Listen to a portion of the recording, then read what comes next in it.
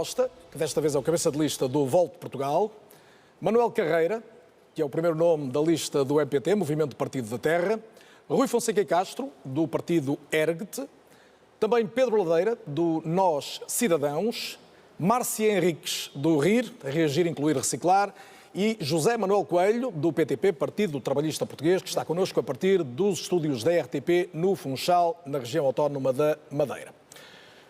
Havendo neste painel várias forças políticas muito críticas da Europa, algumas mesmo contrárias à presença portuguesa na União Europeia, creio fazer sentido começar por debater precisamente vantagens e desvantagens da participação de Portugal nesta comunidade de perto de 500 milhões de pessoas, com um mercado comum, uma moeda única, e num contexto da relação sempre controversa entre os poderes eleitos em Portugal e as principais instituições europeias, na maioria sediadas em Bruxelas, mas não apenas. É por aqui que eu proponho começar. E começo com o Eduardo Costa, do Volt de Portugal, um partido assumidamente pró-Europa e pan-europeu.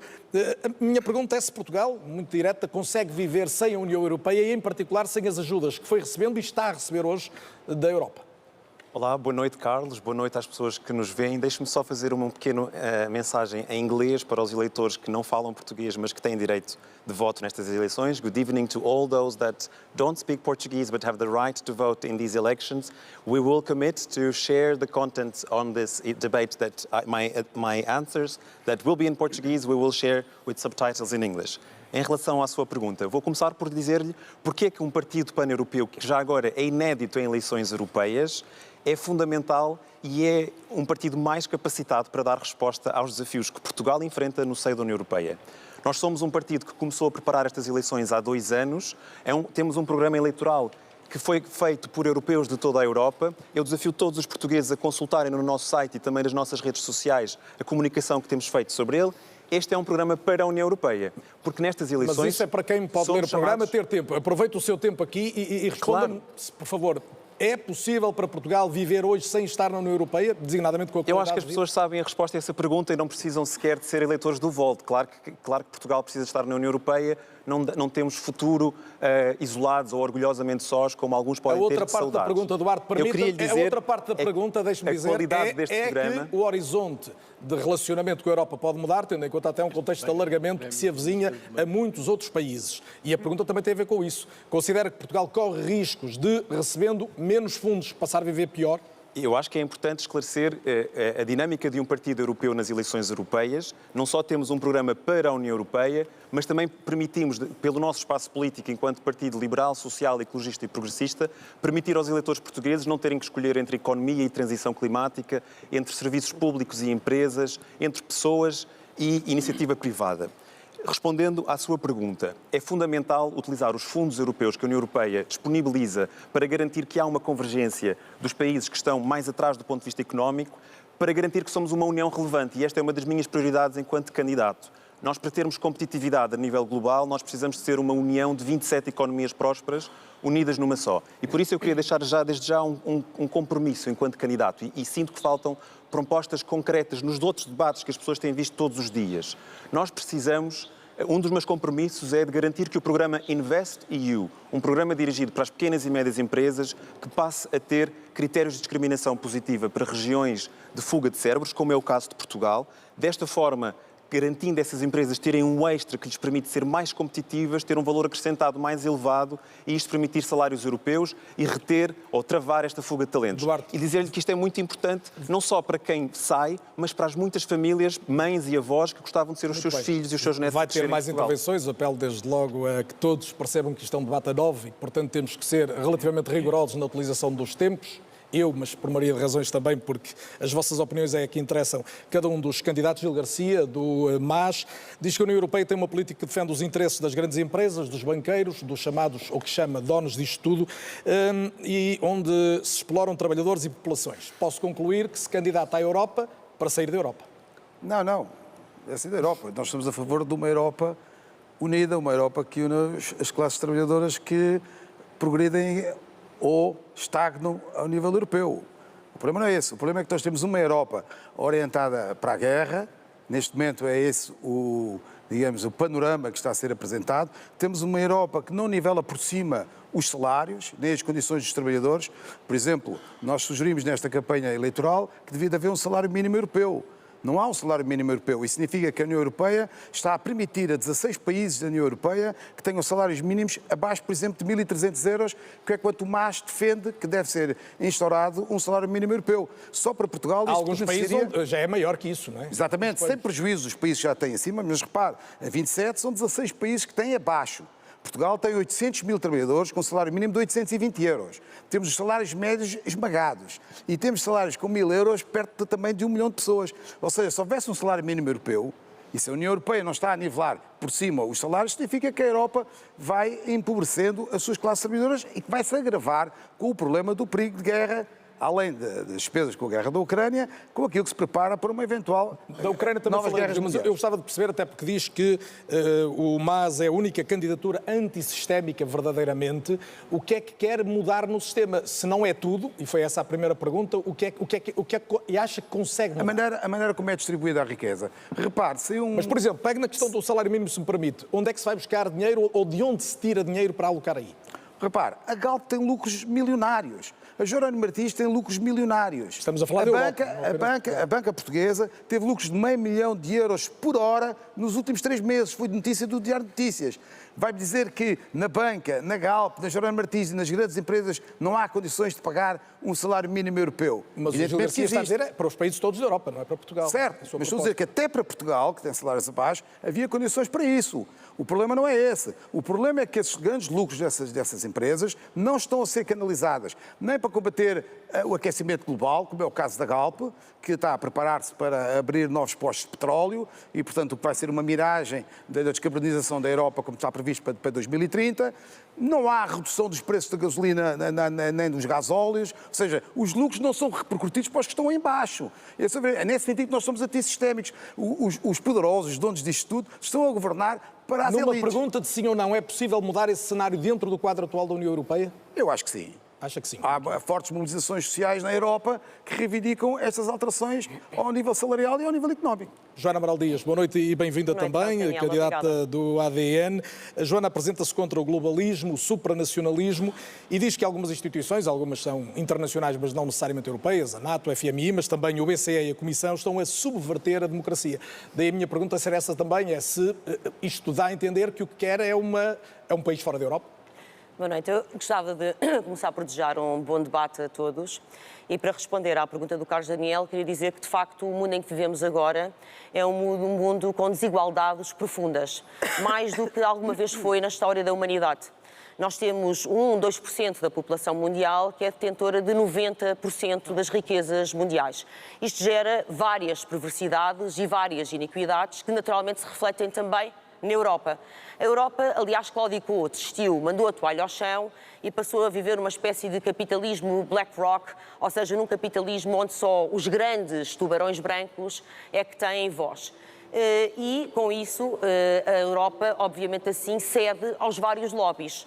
Cede, em primeiro lugar, ao lobby armamentista, o lobby das armas, dos criminosos da morte, que de facto tem um poder extraordinário, esmagador, e que neste momento empurra a Europa e os seus dirigentes europeus, que são fracos e que não têm valores e princípios, para a Terceira Guerra Mundial. Esse é um tema que vamos desenvolver a seguir. Está bem, mas eu estou-lhe só a dar 2 ou 3 exemplos, se me permite, que era uma Daniel, ilustração, mas... porque essas instituições supranacionais não eleitas não é por acaso, porque quanto mais elas forem não eleitas, elites não eleitas, mais facilmente são capturadas, são rapinadas, justamente por esses grandes poderes fácticos. Eu vou-lhe dar um exemplo. Em 7 instituições europeias, 7, apenas uma é eleita, que é o Parlamento Europeu, razão pela qual estamos aqui esta noite, e mesmo assim esse mesmo Parlamento Europeu não tem iniciativa legislativa.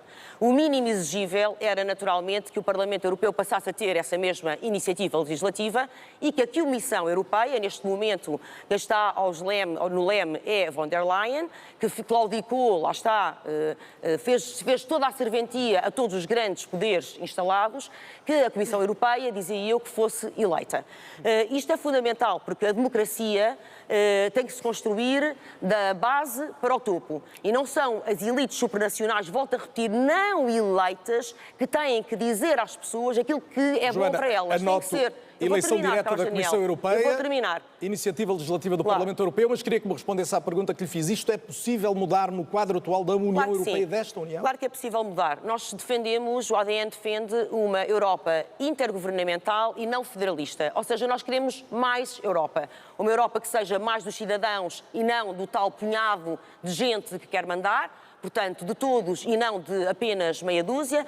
Uma Europa que seja das pequenas e médias empresas e não dos tais privilegiados que gravitam em torno do considera poder, que tudo isso é possível a partir do cenário atual? E, inclusivamente, deixa-me dar uma palavra sobre o Banco Central Europeu, sou rápida, porque neste momento os portugueses e europeus viveram e vivem uma inflação esmagadora, que não é, ao contrário do que se diz, responsabilidade da guerra na Ucrânia. É responsabilidade, em primeiro lugar, do Banco Central Europeu, naturalmente também ela uma instituição não eleita, que de fevereiro de 2020 a fevereiro de 2022, em 2 anos, aumentou o seu saldo em 4 bilhões, são 12 zeros. Joana, já está quero dizer, imprimiu dinheiro como se não houvesse amanhã. E isso é que é a causa da inflação. Fica claro o seu ponto de vista. É urgente mudar isto. As pessoas sentiram na pele.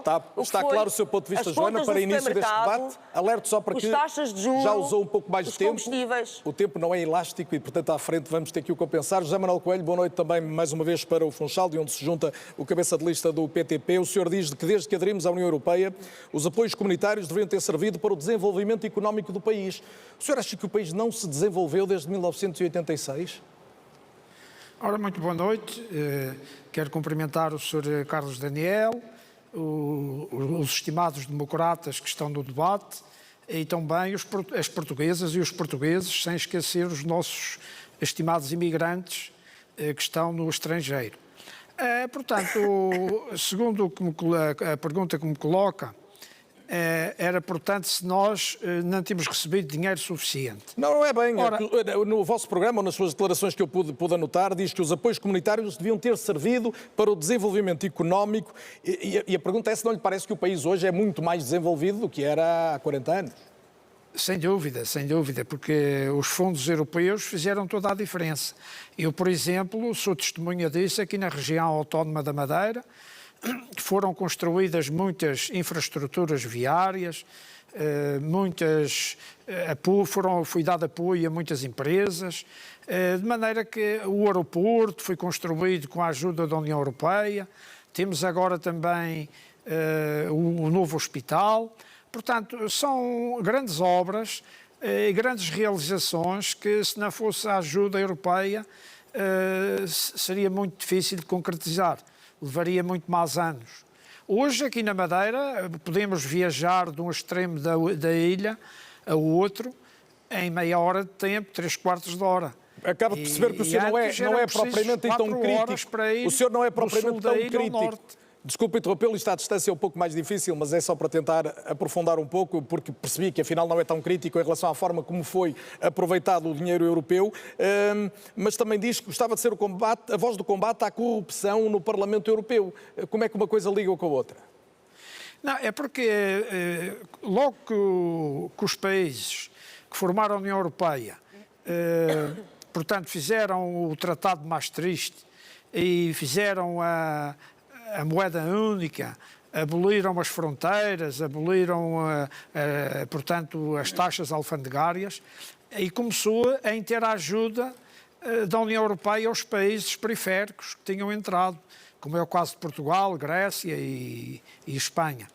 Mas verificou-se um fenómeno que é o seguinte: muito desse dinheiro que é enviado para os países, portanto, periféricos, esse dinheiro desaparece na corrupção, desaparece, é desviado, aparecem os oligarcas, aparecem as pessoas ligadas aos poderes regionais e nacionais e há desvios de dinheiro, roubos de dinheiro.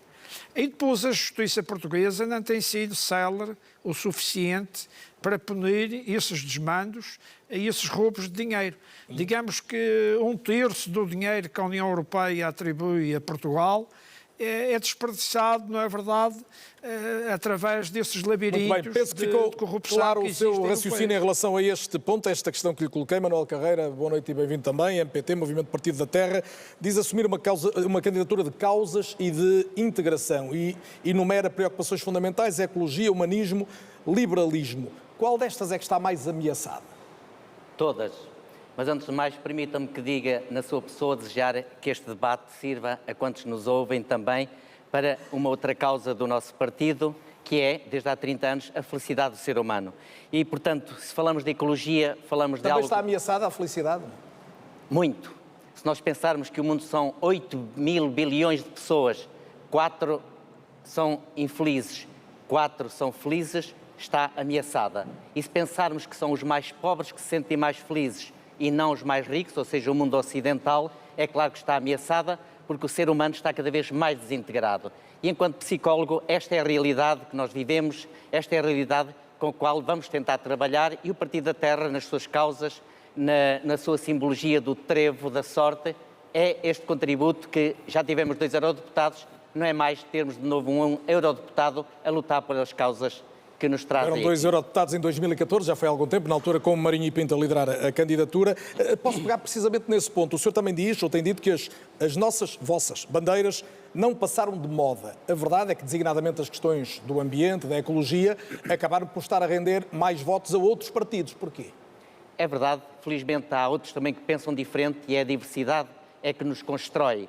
Nós somos um partido liberalismo verde, não é? E entendemos que, de facto, quantos mais houver a lutar pelas causas da ecologia, melhor. Mas tem que ser uma ecologia também a partir da construção que vem do ser humano e não apenas da individualidade. E quando falamos de integração, falamos de facto, neste momento especial de Portugal e da Europa, com a vinda de tantos imigrantes que felizmente estamos a conseguir regularizar, estamos a conseguir dignificar. Temos exemplos excelentes de pessoas que já vêm com contrato, com casa, Esse é com um emprego. tema a que muito podemos também importante. dedicar mais tempo daqui a pouco, mas voltando às suas causas, além da felicidade, ecologia, humanismo e liberalismo. Disse que estão todas ameaçadas, mas qual é aquela que lhe parece que pela qual é preciso lutar mais depressa? Claramente a ecologia, se pensarmos na água, nos rios, na poluição, na biodiversidade, na recuperação dos sistemas, é a mais ameaçada, também pelos fogos mundiais, mas também porque a consciência humana dessa realidade está a ser uma consciência teórica, nomeadamente naquilo que diz respeito à educação, que acho que é das coisas mais importantes para nós recuperarmos, para nós renovarmos e valorizarmos aquilo que é essencial, o ar, a água, a natureza, as pessoas, inclusive os animais, naturalmente. Márcia Henriques, do Olá, RIR, boa noite, mais uma vez bem-vinda também. Vou citar a vossa intenção, igualmente, de falar direto e verdade numa linguagem acessível para que todos entendam. Então, o que eu lhe pedia para nos ajudar a entender, porque quando se diz que pretendem o equilíbrio entre liberdade e igualdade, o progresso e a tradição, diálogo e colaboração para soluções sustentáveis, isto será tudo verdade, não é tão direto como promete. Não, é direto, Então, é direto. como Boa é que se noite. explica? Boa Olá. noite e bem-vindo. Antes de mais, boa noite a todos os presentes e a todos lá em casa. Não, isso é claríssimo que nem água. Portanto, é o que nós queremos. Nós somos um partido humanista, pró-europeu, defensores da Europa. Eu estava aqui a ouvir os meus colegas e, de facto, é impensável, nos dias de hoje, nós vivermos fora da União Europeia. Tirem isso da ideia, porque não é possível, quer dizer, iríamos ficar orgulhosamente sós, mas muitíssimo pobres. E, portanto, não é possível. Aliás, nós temos que olhar para tudo aquilo que a União Europeia nos permite ter e que fez por nós até agora. O simples facto de nós irmos à casa de banho e tocarmos no botão do autocolismo, se temos saneamento básico por todo Portugal, é graças a fundos da União Europeia. E, portanto, a União Europeia ajudou-nos a Não será desenvolver. apenas, mas concorreram É um seguramente. exemplo, não é? Precisamente para as pessoas perceberem que nas coisas mais simples, às quais às vezes não dão importância, está a União Europeia. Deixe-me pegar num dos fatores que mais interessa às pessoas, que é a questão dos salários, também está no vosso programa, a ideia de conseguir equiparar em termos europeus, fazer uma convergência, caminhar para lá de salários mínimos e médios. Sim. Isto não é fácil. Não é fácil, nem é algo... Os salários médios não se decretam desde logo. Evidentemente, nem é algo que se consiga fazer num ano ou dois, é algo que se consegue fazer a longo prazo. Mas nós temos que olhar para o problema e nós em Portugal neste momento temos o problema de ver os nossos jovens a emigrarem, especialmente jovens mais qualificados, acabam os seus cursos, a sua formação e vão à procura de melhor com legitimidade. O que nós queremos é que haja dentro da União Europeia uma convergência de salários mínimos, médios, ou vamos lá, uma convergência de poder de compra que permita que, a longo prazo, chegamos à situação de que os nossos jovens só emigrem se quiserem e não por necessidade. Marcelo, mas sabe que em relação a esta questão dos salários há duas leituras e pedi-lhe uma resposta rápida, mas parece-me útil para perceber o seu ponto, que é ou tem que haver uma redistribuição maior da riqueza que já se cria, ou melhor, não é maior, melhor, ou tem que haver a criação de mais riqueza. Mais Qual é o seu riqueza. ponto? Nós temos que consolidar a nossa economia interna. E por aí também temos que olhar para a carga fiscal que nós temos em Portugal e só balançando tudo isto é que vamos conseguir caminhar para essa convergência. Agora, conhecendo Portugal como nós conhecemos, nós só vamos conseguir tomar essas decisões e pô-las em prática com esse objetivo se da União Europeia nos disserem vocês têm que cumprir esta meta, porque senão vamos ficar eternamente nisto a ser o país do ordenado mínimo, que é o que somos neste momento. Portanto, está convencido que se Bruxelas não mandar, o país não se organiza, é isso? Convencidíssima. O Sandra Líbero diria que não está convencida disso, até porque a nova direita faz gala de dizer que é o único partido de direita verdadeiramente soberanista. Em que é que isso a distingue das outras propostas, algumas das que estamos a ouvir e vamos ouvir ainda esta? Bom, para já, boa noite, Carlos Daniel, mais uma vez, ao fim de alguns meses. Boa noite a todos. Bom, para já, obviamente, tem uma imagem de Portugal e dos portugueses muito distinta da senhora do Rir. Eu confio muito mais na capacidade dos portugueses. Aliás, há vários outros países do mundo que não estão na União Europeia e que têm água canalizada e têm, enfim, acho que estamos a exagerar. Porém, isto não me impede de reconhecer que o espaço europeu é importante para Portugal, é o nosso eixo civilizacional, é o nosso eixo também geográfico, é um mercado comum de 400 milhões de cidadãos que é relevante para as nossas empresas, para a nossa economia, é uma força geopolítica muito importante também. Portanto, quer Portugal na Europa, quer soberania, mas com participação, com presença na União Europeia. Absolutamente. Portanto, nós não pomos em causa a permanência de Portugal na Europa, até porque nós somos um partido conservador e somos coerentes com essa característica. Nós, ao contrário do que acontece muitas vezes com o progressismo, destruir tudo não é a nossa primeira opção. Nós preferimos primeiro trabalhar no sentido de fazer com que a Europa regresse aos seus objetivos iniciais, o de garantir prosperidade, paz, segurança para os povos europeus, e é de facto este o desafio desta vez, é garantir também que Portugal, apesar de todas essas vantagens que encontra na Europa, se mantenha soberano e que não se dilua, digamos, numa Europa tendencialmente federalista. E então é para isso que nos batemos, para que Portugal encontre o seu lugar e que tenha voz na União Europeia. Deixe-me perceber na linha do vosso pensamento, também em função do que pude ler, quando diz que, e corrigir-me-á se eu não estiver a ser rigoroso, que é contra a criação de impostos europeus, que em boa medida podem favorecer, por exemplo, o investimento no pilar social, também na transição climática e a emissão de dívida conjunta, que ainda agora esteve na base do PRR para reagir à crise. Porquê é que é contra estes, por exemplo, estes dois elementos muito concretos que tendencialmente ajudam países como Portugal? Bom, impostos europeus, penso que nós estamos todos de acordo que nós já pagamos suficiente impostos em Portugal para agora acrescentarmos a nossa carga fiscal e pagamos, não tem que ser individualmente ao cidadão. Portugal contribui com os nossos impostos. Claro. Portanto, nós já pagamos impostos à Europa. Mas não quer esses, momento. não admite outro tipo de impostos. Fala-se muito dos impostos sobre as grandes tecnológicas, por exemplo. Mais impostos para os cidadãos portugueses, certamente que não. Nós, aliás, temos estado a trabalhar ao contrário, no sentido, como um bom partido de direita que se preze, trabalhamos no sentido de reduzir a carga fiscal e de não aumentar. O que, na minha ótica, se deve fazer é que a Europa tem que criar riqueza. Portanto, neste momento, a Europa está a partir por um caminho punitivo para resolver, de facto, os seus déficits, os seus problemas, quando na realidade tem opções. É a opção, por exemplo, de reindustrializar, de recuperar as nossas empresas que foram deslocalizadas para a China, para outros ambientes mais competitivos. É de ter, por exemplo, energia competitiva para podermos fabricar os nossos carros,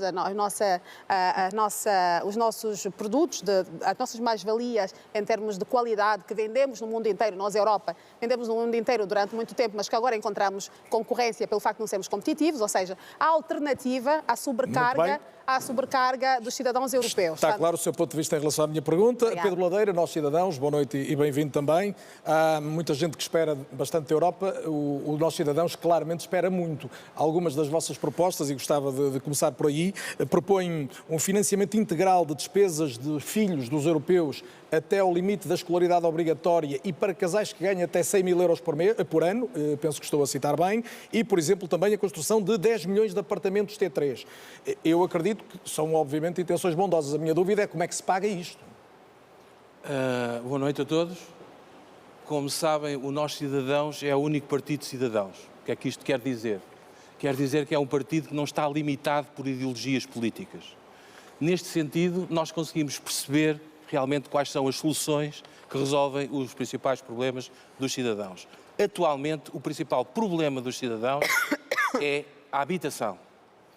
Relativamente à Europa, nós somos pró-europeus, inclusivamente defendemos o alargamento de toda a Europa a todos os países do continente europeu. Esta será uma medida, provavelmente, que ultrapassará a minha própria vida, mas não perco a esperança de um dia poder contar com a Rússia dentro da comunidade europeia. Tornar uma Europa forte, unida, que sirva de equilíbrio entre o bloco dos Estados Unidos e o bloco da China. É um otimismo evidente nos dias que uma correm. proposta, é uma proposta. Mas deixe-me insistir então na questão da habitação, que é uma questão relevante, mas como é que se Posso constroem responder às suas questões? 10 milhões de T3, segundo o mesmo modelo arquitetónico que é a vossa proposta em toda a Europa?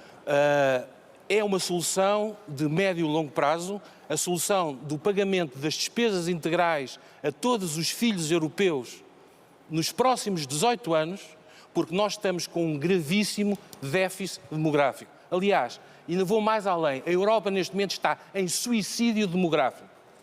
A forma de compensar isto é estimular a natalidade.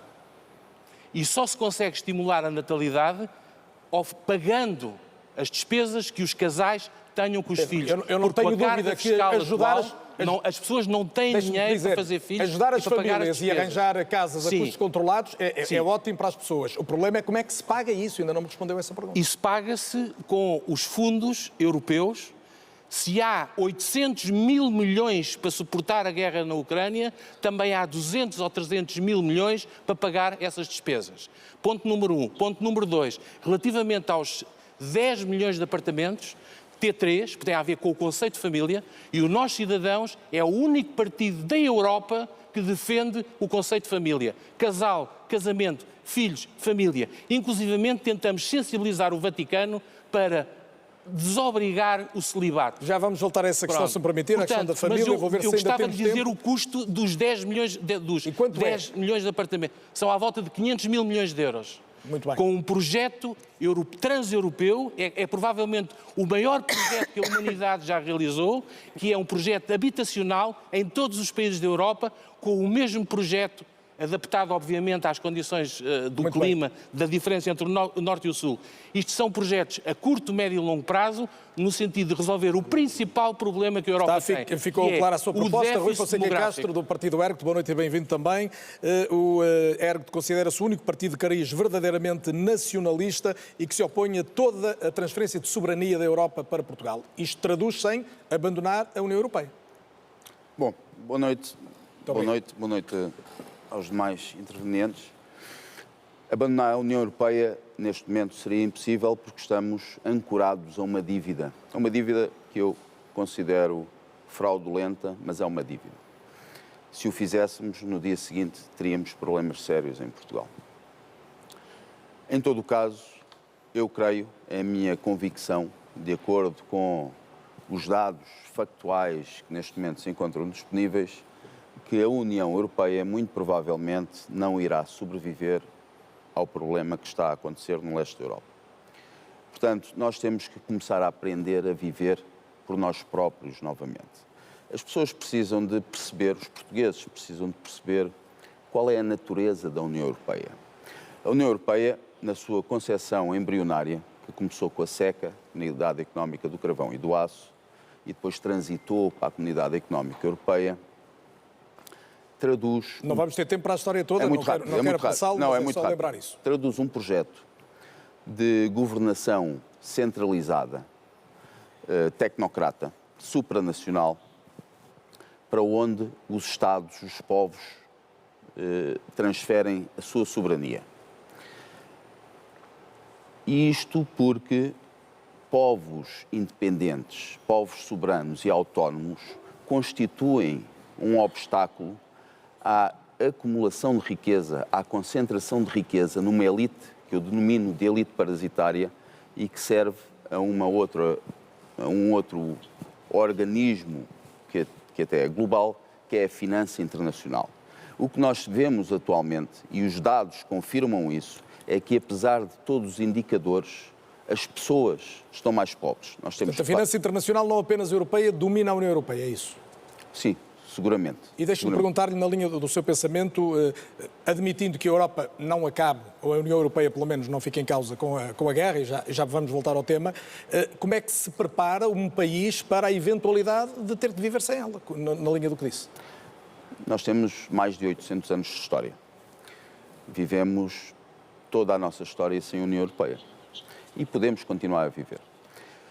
Nós precisamos de algo que está diretamente associado à prosperidade de uma nação e que foi desmantelada com a entrada para a CEE, na altura, em 86, que é a indústria. Nós deixámos de ter indústria. A indústria está diretamente associada à prosperidade de uma nação. E por isso é que a União Europeia, neste momento, está... Mas é mais fácil reindustrializar dentro da União do que fora, não lhe parece? Não. Veja, bem... A capacidade de investimento da União Europeia é muito maior do que a capacidade. A Alemanha, que é o país industrial da União Europeia, que tem sido até agora o motor da economia europeia, o motor financeiro da União Europeia, que fornece ao BCE, está em processo acelerado de desindustrialização. Os próprios alemães estão a ficar mais pobres.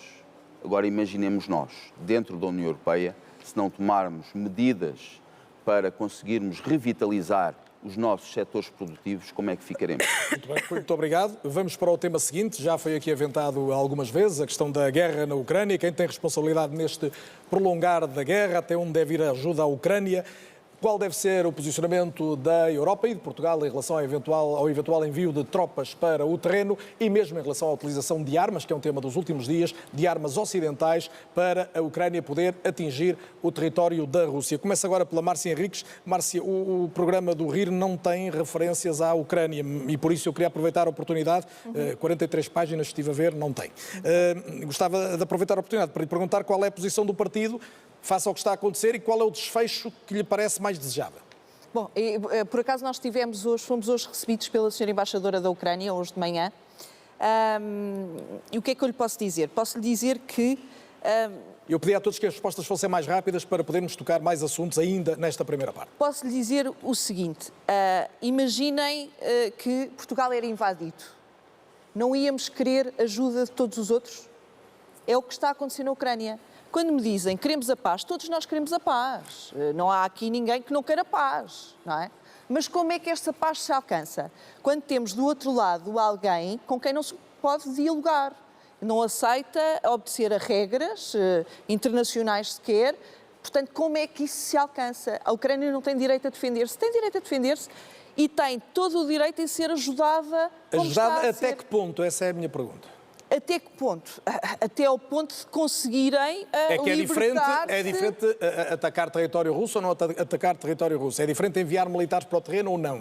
Qual é... Militares para o terreno nós não temos, não é? A Europa tem. A Europa tem. Portugal não tem. Mas estamos a falar da Europa. Pronto. Portugal não tem. Portugal tem ajudado, como assinou agora o acordo, ajuda na medida das possibilidades. A Europa tem. Eu acho que vai acabar por acontecer, porque senão vamos andar nesta guerra até 2030, 2040, 2050, porque isto, não há dúvida que a indústria do armamento sustenta-se com isto, não é? E, portanto, convém que a guerra perdure muito tempo. Agora, portanto, é inevitável, a meu ver, que a ajuda passe mais à prática e que as coisas endureçam.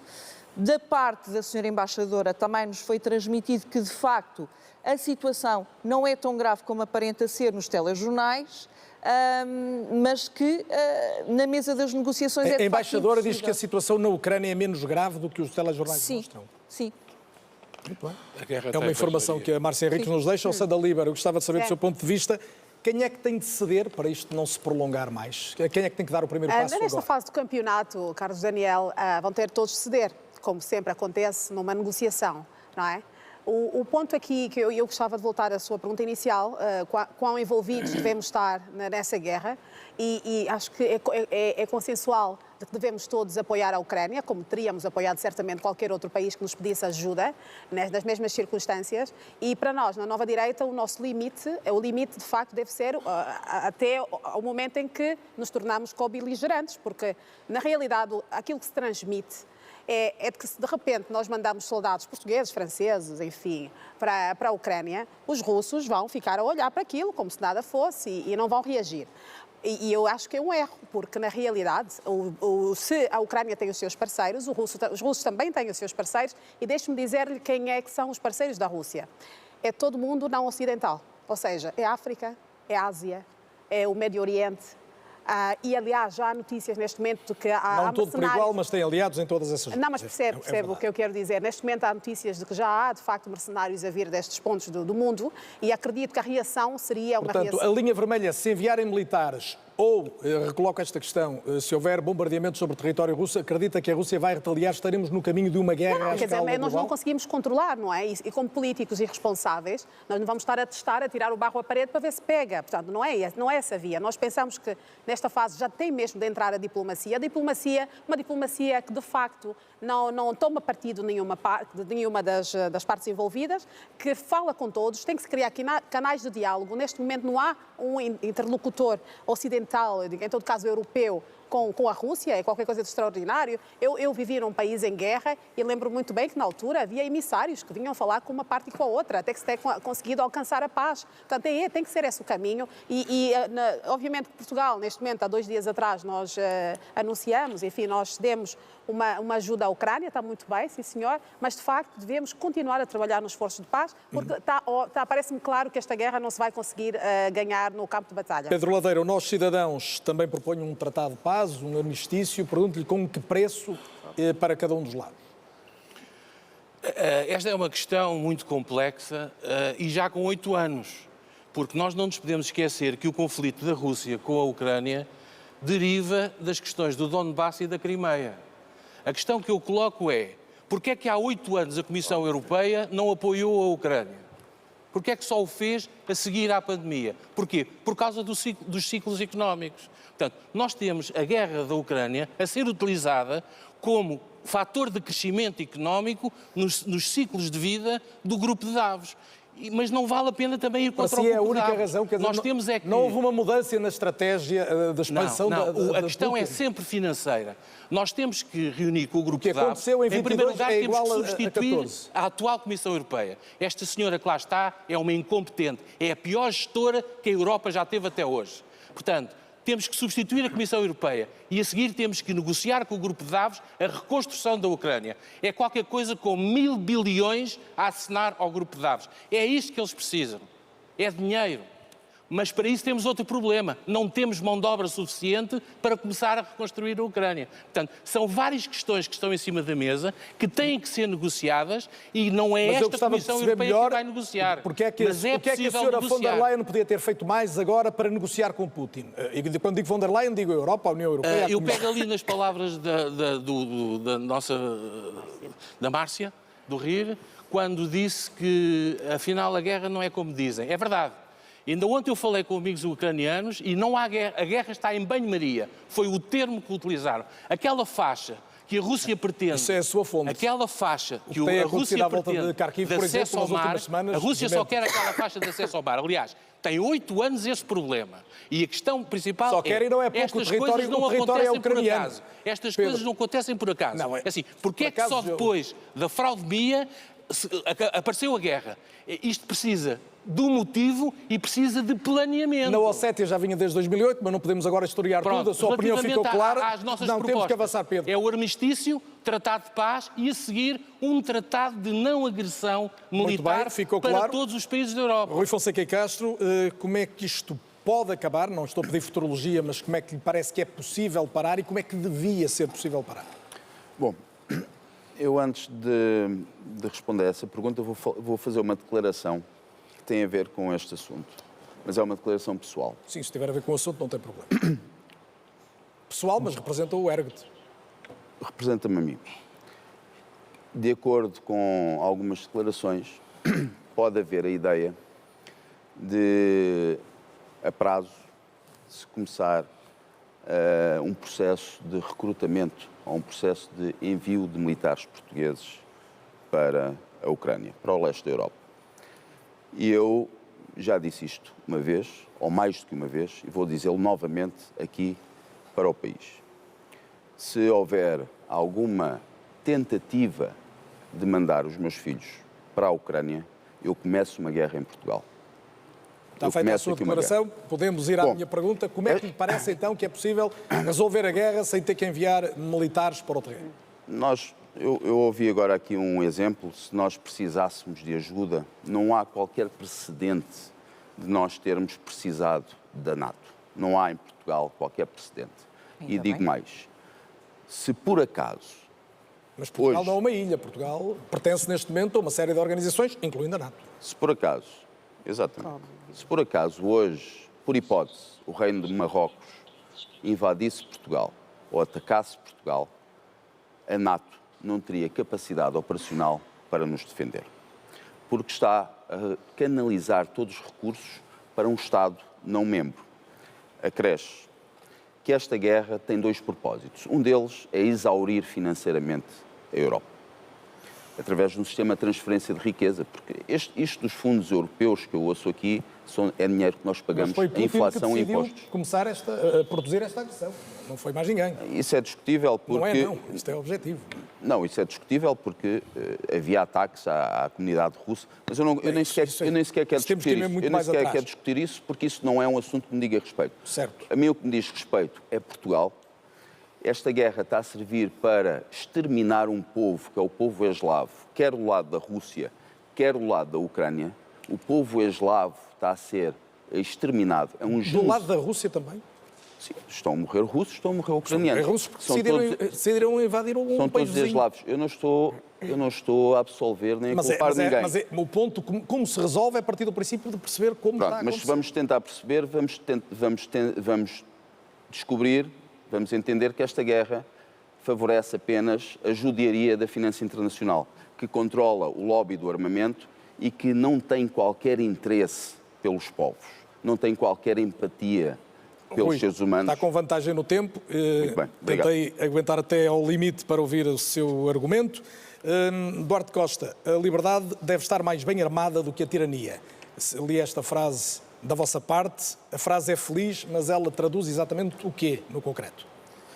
Bom, nós defendemos que a União Europeia precisa de mobilizar a capacidade de defesa que temos nos Estados nacionais para um projeto comum de defesa comum. Esta, aliás, é uma posição que muitos especialistas defendem em toda a União Europeia. Se nós olharmos para a despesa nacional em defesa dos vários países, sozinhos temos sido até muito criticados que temos investido pouco em defesa, mas quando somamos em conjunto estamos a falar de uma ordem de grandeza como a China ou a Rússia investem. O problema é que estamos a fazer isto de forma nacional e espalhada. O que é que o Volt defende? Nós defendemos que devemos caminhar para ter forças armadas europeias. Aliás, um dos compromissos que eu quero fazer enquanto candidato é, no início do mandato, propor uma diretiva para que os Estados-membros dediquem pelo menos 60% dos seus orçamentos em defesa em operações de cooperação intra-europeias para começarmos a ter esse nível de convergência e isso significa termos forças armadas. Isso não é mais orçamento para a defesa, é dentro do orçamento que existe. Dentro do orçamento nacional, permitir canalizar cada vez mais uma cooperação entre forças europeias. Não podemos manter conversas paralelas, senão em casa é um ruído que ninguém entende, peço desculpa. Muito bem. Isto aliado a uma política de desenvolvimento de um cluster de defesa que nos permite ter na União Europeia a capacidade de termos equipamento europeu e não dependermos de outros parceiros ou de outros países, podemos reforçar o pilar europeu dentro da NATO e dessa forma garantir uma voz única e uma voz também mais influente da União Europeia. A NATO reclama, como sabe, dos países que fazem parte, um aumento do investimento militar até 2% do PIB em todos os países. O que no caso português é bastante Mas nós precisamos... conhecido à escala. Mas eu gostava de perceber do seu ponto de vista se este aumento é ou não é necessário no momento atual.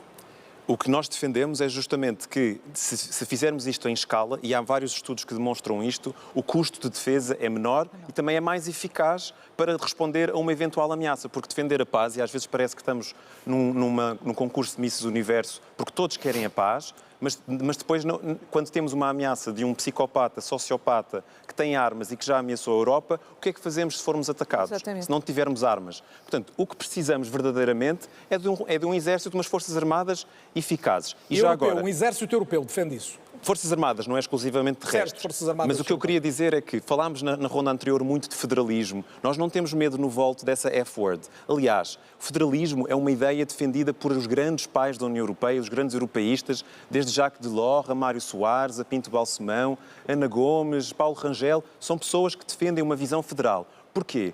Uma federação europeia é o desenvolvimento orgânico de uma união que se torna mais eficaz e mais democrática para resolver este tipo de problemas que sozinhos não conseguimos resolver.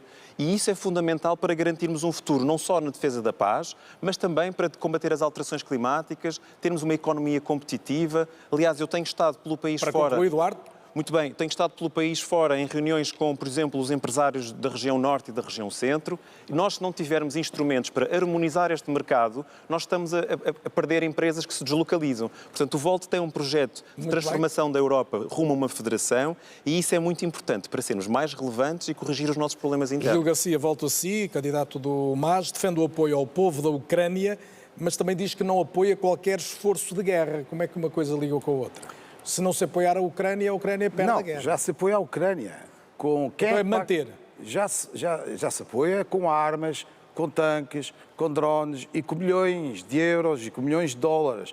Quem é que financia os salários dos militares e dos habitantes atualmente dentro da própria Ucrânia? Que senão a União Europeia e os Estados Unidos da América, se a economia da Ucrânia está praticamente devastada. Ou seja, esse apoio já existe. O problema maior é que através dessa guerra pode vir uma guerra maior. Ou seja, pode-se abrir as portas para, efetivamente, para uma terceira guerra mundial, para ser um cenário afastado na Europa. A Europa viveu 2 guerras mundiais, do qual da última guerra mundial, na Segunda Guerra Mundial, tivemos 60 milhões de mortos. Nós queremos ver a Europa devastada outra vez, acrescentando mais armas, mais dinheiro dos orçamentos de Estado de cada país. O que é que pode fazer com que esse risco exista? Neste momento... Se investir em mais armas, em clusters para formar mais armas, para fazer exércitos, para financiar a guerra, óbvio que vai haver mais guerra. Mas se quiser a paz, tem que se aprofundar relações políticas que permitam construir a paz. Como é que se conseguiu a paz e o fim da nossa guerra em África, por exemplo? Porque nós também tivemos 13 anos de guerra. Nós já fizemos com países africanos aquilo que a Rússia está a fazer neste momento com a Ucrânia. Como é que se resolveu a guerra do Vietnã? É diferente. Como é que se resolveu a guerra do Vietnã? Mas como é que se resolveu a guerra do Vietnã? E era a América. Como é que se resolve esta? Eu gostava de perceber o seu ponto, porque me diz, se continuarmos a alimentar, no fundo, as Forças Armadas da Ucrânia, porque a Europa está a ajudar a Ucrânia e não a Rússia. Eu vejo o problema... Podemos originar uma terceira guerra mundial. Qual é a alternativa? É deixar de apoiar? Não. É que os tanques e os drones também se... Carlos Daniel, também se independentemente da sua vontade, da minha e todos estão aqui presentes, esses milhões vão continuar a existir. Essas armas, os tanques agora vão libertar caças. Portanto, isso vai existir. Já está a existir. Esse não é o verdadeiro problema. O problema é, quando se defende mais armas e mais orçamento, para Portugal significa passar de 1,38% para 2% do PIB, que significa 5 mil milhões de euros todos os anos. Ao fim de 5 anos, só para Portugal, nós teríamos que investir 25 mil milhões de euros para a guerra. Se nós fizermos isso e os outros países europeus, não vai haver dinheiro para funcionários públicos, não vai haver dinheiro para aumentar os salários médios. As contas que eu vi foram diferentes, mas o ponto aqui não é as contas, é sempre muito dinheiro. Não vai haver dinheiro para emprego, não vai haver dinheiro para melhorar as condições de vida, porque está tudo a ser canalizado prioritariamente para a guerra. E vai-se acrescentar a guerra, não para. Gil Garcia, mas se a Ucrânia não tiver capacidade de resistir, a negociação é mais difícil. A Rússia só virá... Tem-se continuar a ser alimentada pela União Europeia, designadamente. Foi o que eu disse. Mas está a continuar, independentemente da nossa vontade, está a continuar. O que eu lhe digo é que se aumentar esse esforço de guerra, se nós tornarmos a União Europeia súbdito da estratégia norte-americana, não só estamos a afundar a Europa, não só estamos a danificar as condições de vida dos trabalhadores europeus e a reduzir o seu nível salarial, como estamos a caminhar para construir exércitos ou participar em... não é só nessa guerra, é na guerra, porque a guerra da Ucrânia envolve outra estratégia dos Estados Unidos da América, que é enfrentar a China mais tarde, é do desgaste da Rússia. O Trump chegou a dizer que em um ano ou em um mês acabava com a guerra da Ucrânia, só para você ter uma ideia. E é um homem que... Você está a falar em Trump, mas não quer que ele ganhe. Estamos a falar do principal país imperialista do mundo. Então eles disseram que acabava. Ou seja, se quisesse acabar a guerra da Ucrânia, provavelmente já tinham acabado com a guerra da Ucrânia. Parece que não interessa a estratégia norte-americana e, infelizmente, a União Europeia está-se a tornar a quinta carruagem da estratégia norte-americana. Obrigado, Gil Garcia. Joana Amaral Dias diz que o ADN é o único que defende a paz sem tibiezas. Bem, já vimos aqui muita gente a defender a paz. O PCP, designadamente, ou a candidatura da CDU, para ser mais rigoroso, tem dito recorrentemente que o esforço tem de ser esse. Explique-nos o seu ponto e a diferença que ele tem. Eu explico aos Daniel e acho que vai perceber as diferenças. Eu acho que é perguntar a qualquer povo que esteve envolvido numa guerra se valeu a pena, se mereceu os filhos voltarem em caixões, se valeu a pena o sofrimento, a destruição, a dor, os remorsos, mesmo que esses povos achassem que tinham razão, e alguns achariam certamente, a verdade é como diz o filósofo, no jardim da razão não nascem flores. E, efetivamente, as guerras nunca valem a pena. E o lastro e o rasto de destruição amargam sempre no fim, Carlos Daniel. E, portanto, só a paz pode prevalecer. Só a paz é que é o caminho. Aliás, eu aproveito para relembrar que a paz foi aquilo que atraiu o comércio pela paz, foi aquilo que atraiu os povos europeus, foi a promessa que foi feita no rescaldo da Segunda Guerra Mundial aos povos europeus e que os trouxe para o projeto europeu. Mas a Joana sabe, deixe-me concluir o raciocínio, Carlos Daniel, por favor. Só queria que perceber exatamente. Não, mas eu preciso concluir o raciocínio. Mas vai concluir. Não, eu vou dizer. Joana, mas vai voltar a falar. Daniel. A paz tem dois lados. Quando há mas é isso que eu lhe vou dizer. Forças em contenda. A Europa não tem que ser neutra, mas a Europa tem que se constituir como protagonista da paz. Quando estamos a falar de uma guerra onde estão envolvidas 4 potências militares, 4, nós estamos a falar que 2024 pode ser o último ano para muitos de nós. Só há um caminho, é a paz. A Europa não tem que ser neutra, mas tem que pugnar pela mesa de negociações. Mas muito bem, mas agora permita uma pergunta que é, mas como é que se traz designadamente, mas deixe-me perguntar, que é a minha função também, como é que se traz designadamente Putin e a Rússia para essa mesa de negociações? Esta é que é a questão que eu gostava que a Joana nos ajudasse a perceber. Era isso que eu lhe ia explicar. Então vamos Foi denunciado há cerca de 2 semanas pelo prestigiado jornal Die Welt, também secundado pelo Le Figaro, que em fevereiro de 2022, portanto, ainda antes da guerra começar, existia um acordo entre Putin e Zelensky. Tinha sido firmada uma série de negociações, uma espécie de caderno de encargos. Foi por isso que, aliás... Mas isso quando? Aconteceu quando? Logo em fevereiro de 2022, já há 2 anos. E que foi mandado ao charco pelos criminosos da morte. Portanto, aliás, foi por isso que provavelmente as tropas russas pararam às portas de Kiev e que realmente, na verdade, faltava um encontro final entre Zelensky e Putin para que isso fosse assinado e ter-se-iam poupado milhares de vidas e também ter-se-ia poupado uma enorme crise europeia. Mas a Joana está a acreditar numa notícia, há muitas informações, mas eu vou continuar a explicar. Quase todas diferentes. Há cerca de uma semana, estas notícias têm 2 semanas e são desprestigiados órgãos de comunicação. Há cerca de uma semana, o Putin voltou a dizer que queria ir à mesa de negociações e isso foi rejeitado. A Europa decidiu fazer uma cimeira da paz, que se aponta para ser na Suíça, que é uma espécie de cimeira fantoche, onde Putin, quer dizer, a outra parte, não é convidada. Esta lógica, esta retórica armamentista e belicista e militarista, em que os senhores da guerra, que realmente compraram os líderes europeus, nos querem empurrar, tem que ser travada. Está clara a sua posição, não, Joana? A minha posição é esta. Está esclarecida, Joana, está com mais tempo do que todos os outros. Agora tenho mesmo que avançar para o José Manuel Coelho, senão não completamos a ronda. José Manuel Coelho, Daniel, obrigada. O senhor também diz que não é um defensor da guerra. Que apoios é que a Europa e Portugal devem disponibilizar à Ucrânia nesta altura? Vai para fazer um pequeno protesto, que é o seguinte... Eu vejo aqui os candidatos que estão aqui neste painel, já falam mais tempo do que eu. Têm muito mais tempo de conversa. Alguns deles, infelizmente, só dizem bacuradas aqui neste debate. Defendem abertamente a guerra.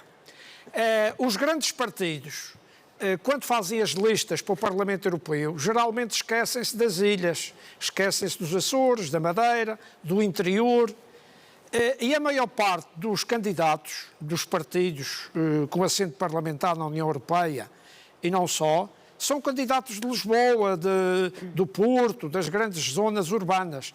E as zonas do interior, o Portugal profundo, não está representado na... José Manuel Coelho, mas está a dizer isso em relação à Isso Ucrânia, reflete-se porquê? aqui no debate. Eu que sou um candidato das ilhas, o único candidato das ilhas, portanto, estou num plano secundário, não é verdade? Não, o senhor não está, deixe-me dizer, o senhor não está em plano secundário, ponto 1, só está à distância.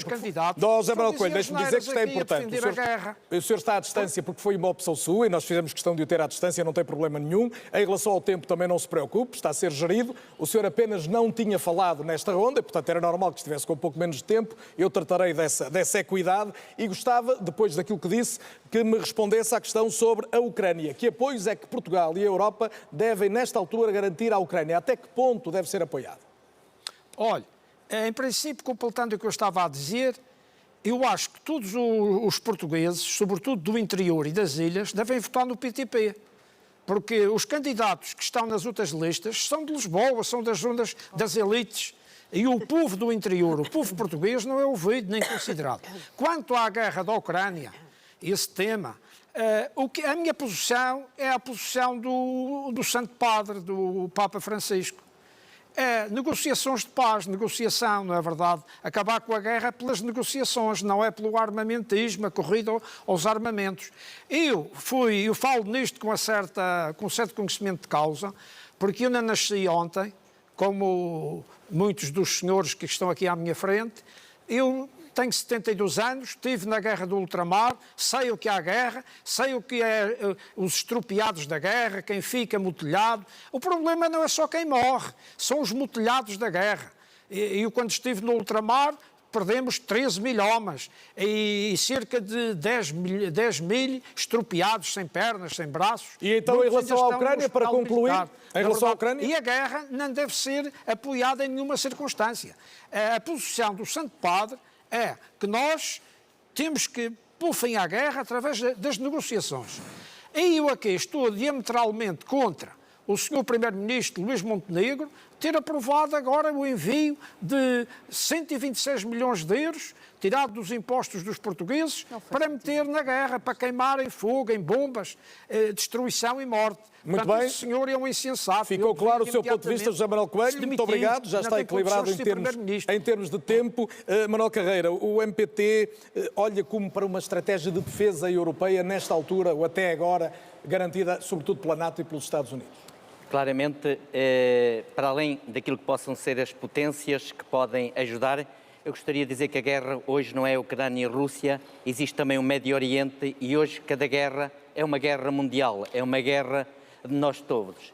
E considerando que as pessoas aqui presentes falaram de dinheiro, falaram de armas, eu permito-me falar de uma outra dimensão da guerra, que é o sentimento de segurança ou insegurança. Hoje vivemos o problema da insegurança como um sentimento que nos destrói e temos que criar as nossas próprias defesas. E as nossas próprias defesas têm que passar por um serviço militar obrigatório ou, em alternativa, um serviço cívico. E não pode ser nos modelos anteriores. Temos que preparar os nossos cidadãos para a paz, para a defesa, para o alerta. E temos que prepará-los para uma luta de confiança. E, portanto, porque é que nós não podemos repensar a sociedade, não podemos aproveitar o melhor dos nossos jovens? Na Europa, alguns países já votam a partir dos 16 anos, a Grécia 17, nós e outros países a 18. Porquê não criar esta consciência cívica, esta consciência de que somos um ser coletivo e não um ser individualizado? E agora, responda-me sobre a guerra, porque senão vai gastar o tempo e não me responde ainda. Em relação à estratégia de defesa europeia, devemos pensar em forças armadas europeias? Portugal deve investir mais em termos militares? Não, e vários colegas meus são pela diplomacia, outros falam de um outro tipo de diplomacia, que é a Igreja, que quase sempre defende a paz não pelas armas, e eu digo quase sempre, porque temos que ir à história também para ver outras situações, mas a Ucrânia é neste momento o país que mais sofre, é a eles que nós temos que apoiar, mas sobretudo diplomaticamente. Muito bem, ficou claro o seu ponto de vista em relação à Ucrânia. Daniel, desculpe, Gostava de... se me permite, eu acho que já terminou a ronda, mas eu queria só acrescentar algo muito rapidamente. Se for rápido. Sim, a questão da defesa. Eu penso que, ao contrário daquilo que propõem os partidos federalistas, como é o caso do Volt, nós podemos perfeitamente ter uma defesa europeia sem necessariamente comprometer o nosso exército. Portanto, eu acho que o exército português deve, de facto, manter a bandeira portuguesa, mas conseguimos, num modelo muito parecido da NATO, desenvolver uma defesa comum, até porque nós gastamos, neste momento, 230 mil milhões juntos, portanto, a União Europeia gasta isso, os países, Estados-membros gastam isso na NATO neste momento. Era uma excelente oportunidade também para desenvolver a nossa própria indústria. Claro o seu ponto. A nossa indústria do armamento, se me permite só terminar. E... Só para dizer que era uma boa oportunidade também nós desenvolvermos a indústria do armamento, não no sentido de irmos, obviamente, usá-las de forma hostil para os outros países, mas no sentido da dissuasão e de nós, sobretudo, estarmos preparados para qualquer situação. Nós, Portugal também, está a dizer Portugal também. Nós, Portugal, aquilo que garante normalmente a paz é, de facto, a dissuasão e penso que este é o caminho para a Europa. Temos que avançar para perceber algumas das propostas que fizeram. Eu tentei isolar algumas ideias dos vossos programas que gostava que pudessem elucidar e pedi a todos, e em particular à Joana Amaral Dias, e vou começar por si, estou a dizer em particular apenas porque a Joana está com mais tempo do que os demais candidatos, o esforço de concisão que conseguirem. E a questão muito concreta, a Joana fez até de uma forma criativa a crítica à não utilização do dinheiro físico.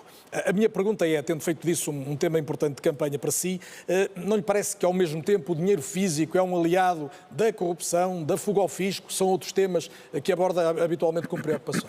Carlos Daniel, eu penso, se me permite, que é muita ingenuidade sua, porque muitos portugueses que nos estão a assistir hoje a este debate já tiveram problemas de fraude informática com os seus cartões... Eu não estou a dizer que não houve problemas desses. Com os seus cartões de crédito ou com os seus cartões de débito e, portanto, é muito fácil fazer fraudes informáticas. E, como deve imaginar, a grande corrupção, não estou a falar da pequena economia paralela, etc. Pequena? Mesmo em Portugal são muitos milhões de euros todos os anos. Bom, se comparar com aquilo que são os paraísos fiscais, os offshores, estamos a falar de facto de migalhas. Eu compreendo que muitas vezes os grandes poderes instalados queiram falar exatamente do pequeno merceeiro ou outra coisa qualquer que tem uma pequenina economia paralela, mas vamos nos focar naquilo que realmente é prejudicial para as nossas economias, que são os paraísos fiscais, etc. Mas eu queria voltar atrás um passo para responder à pergunta do Carlos Daniel, que é: esta Europa constitui-se contra a liberdade. E se nós olharmos, e contra, aliás, os nossos direitos, liberdades e garantias, se nós olharmos para uma série de propostas desta União Europeia, como a identidade digital, o empurrar as crianças para os ecrãs e os pais e as escolas os abandonarem às máquinas, mas também o fim do dinheiro físico, que representa o fim do anonimato, o fim da privacidade. Mas o outro lado é a dificuldade em rastrear esse dinheiro. Não concede que isto é uma dificuldade, rastrear o dinheiro físico? Carlos Daniel, tem havido muitos problemas com o dinheiro. Vamos olhar, por exemplo, para a banca portuguesa e os milhões que os portugueses tiveram que drenar para salvar, isso não foi feito com dinheiro em papel, mas, ao mesmo nem tempo, numerário. houve muitos casos de corrupção em Portugal, como sabe, que passaram por entregas de dinheiro vivo. Houve muitos, e houve muitos, muito maiores, que é aquilo que eu estou-lhe a dizer, nomeadamente aquilo que foi, na década passada, chamar salvar a banca portuguesa, que não foi feito assim. E o dinheiro físico, Joana, está mesmo com muito avanço? O Carlos Daniel faz-me bastantes perguntas pelo meio, eu não consigo chegar ao fim da primeira. Por isso estou a pedir para concluir e não interrompo mais. O dinheiro físico representa não só a privacidade e anonimato, como representa, de facto, a inclusão de todos, desde cidadãos com deficiência, idosos, pessoas que não têm conta bancária, como representa uma defesa importante em caso de cataclismo, ciberataques. Portanto, não deixar acabar a circulação de dinheiro. É, na verdade, um garante da nossa liberdade. E não há justificação nenhuma para que o Banco Central Europeu, o tal que alavancou, tipo Alves dos Reis, aumentou o seu balanço em 2 anos em 4 bilhões, não há nenhum motivo para nós confiarmos uma moeda digital a esse banco. Muito bem, Joana, já ficou claro. Só pode ser, obviamente, um mecanismo de controle totalitário. Deixe-me passar ao José Manuel Coelho. José Manuel Coelho, qual é a questão de investimento mais urgente para um país como Portugal? De que é que nós precisamos mais hoje da União Europeia? Nós precisamos de investimento não em obras viárias, nem em autoestradas, nem em infraestruturas de cimento e betão. Porque isso só favorece a corrupção. Porque aqui na Madeira, por exemplo, construíram-se imensas obras de betão armado, de rodovias, vias rápidas, tudo isso. Mas só serviu para os madeirenses fugirem mais rápido das zonas rurais onde não têm emprego. Não é verdade? Não se investiu na educação e na formação profissional e no apoio às pequenas empresas. E porquê que isso acontece? Porque Portugal é um país corrupto, é um país com grandes índices de corrupção e é através do betão e das grandes obras públicas que se conseguem, que os governantes conseguem, não é verdade, sacar dinheiro através da corrupção e enriquecer à custa disso. Muito bem, já ficou claro o seu ponto de vista. Eu tenho que pedir a todos mesmo para serem mais concisos agora, a ver se ainda conseguir completar a ronda até ao intervalo. Se não conseguir também não é grave, retomá-la-íamos na segunda parte. Manuel Carreira, o senhor está com alguma desvantagem de tempo. Um dos seus pontos fundamentais é a defesa dos direitos humanos e do Estado de Direito. E o compromisso também, quer com a Declaração Universal dos Direitos Humanos, quer com a agora muito citada na altura de campanha, a Carta dos Direitos Fundamentais da União Europeia. Dois temas têm sido particularmente colocados como devendo ou não fazer parte dessa Carta: a habitação e o aborto. Em relação à habitação e ao aborto, devem ou não, eles, ambos os temas ou um deles, estar nessa Carta dos Direitos Fundamentais? São dois temas muito fortes e a primeira coisa que quero dizer sobre a habitação é que enquanto falarmos de dinheiro para construir, não construímos. A habitação...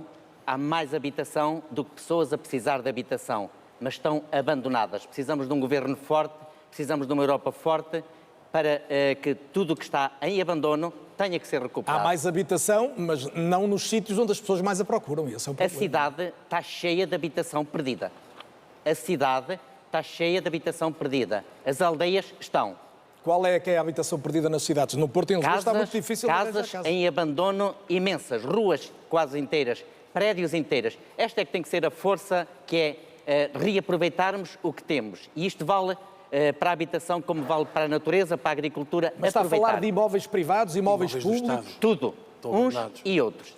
Tem que haver um Estado que se responsabilize por aquilo que tenha a favor dos cidadãos e tem que haver um Estado que se responsabilize também e crie regras fortes para que a habitação privada, que se é considerada própria, tenha que ser revertida com regras, com justiça, mas tem que ser. Nós não podemos permitir aquilo que vemos ao abandono, seja a habitação, seja a terra. Portanto, essa seria a coisa mais importante. Mas deixe-me retomar a minha pergunta. Colocar na Carta Fundamental dos Direitos, ou dos Direitos Fundamentais da União Europeia, tem um valor simbólico. E são dois temas que coloquei muito diferentes. Defende a habitação nessa Carta, defende o aborto, o direito ao aborto nessa Carta?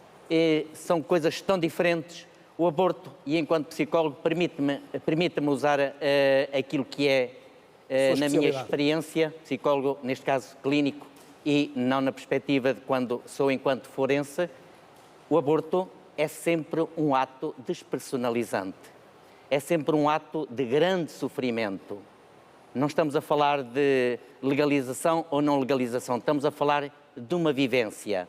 E, portanto, é sempre algo que nós temos que fazer, atentos a isso. Há uma coisa pela qual nunca se pode fazer. Sim ou não na Carta de Direitos Fundamentais? Não o aborto é sempre um mal.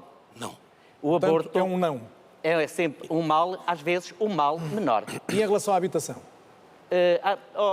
Carlos Daniel, são duas coisas diferentes.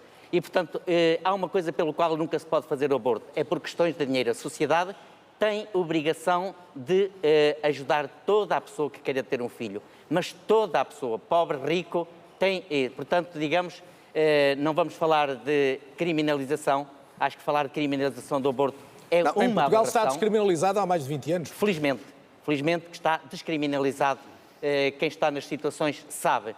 E nós, enquanto psicólogos, o nosso trabalho é ajudar essas pessoas a terem o melhor equilíbrio possível. Portanto, esta perspectiva e a sociedade hoje e a diminuição também da população tem a ver, sobretudo, porque nós olhamos muito àquilo que temos ou não temos ou podemos dar. Muito bem. Nós podemos ser felizes e nós podemos ter mais demografia, dado que, felizmente, a sociedade tem pessoas com mais qualidade. Muito obrigado, Manuel Carreira. Márcia Henriques, uma das propostas do RIR é a criação de um Tribunal Constitucional Europeu. Sim. Isto não é a cedência definitiva da soberania, se o último recurso, e a Márcia é jurista, portanto estará à vontade na matéria, mas se o último recurso constitucional for na Europa, o que é que se decide cá?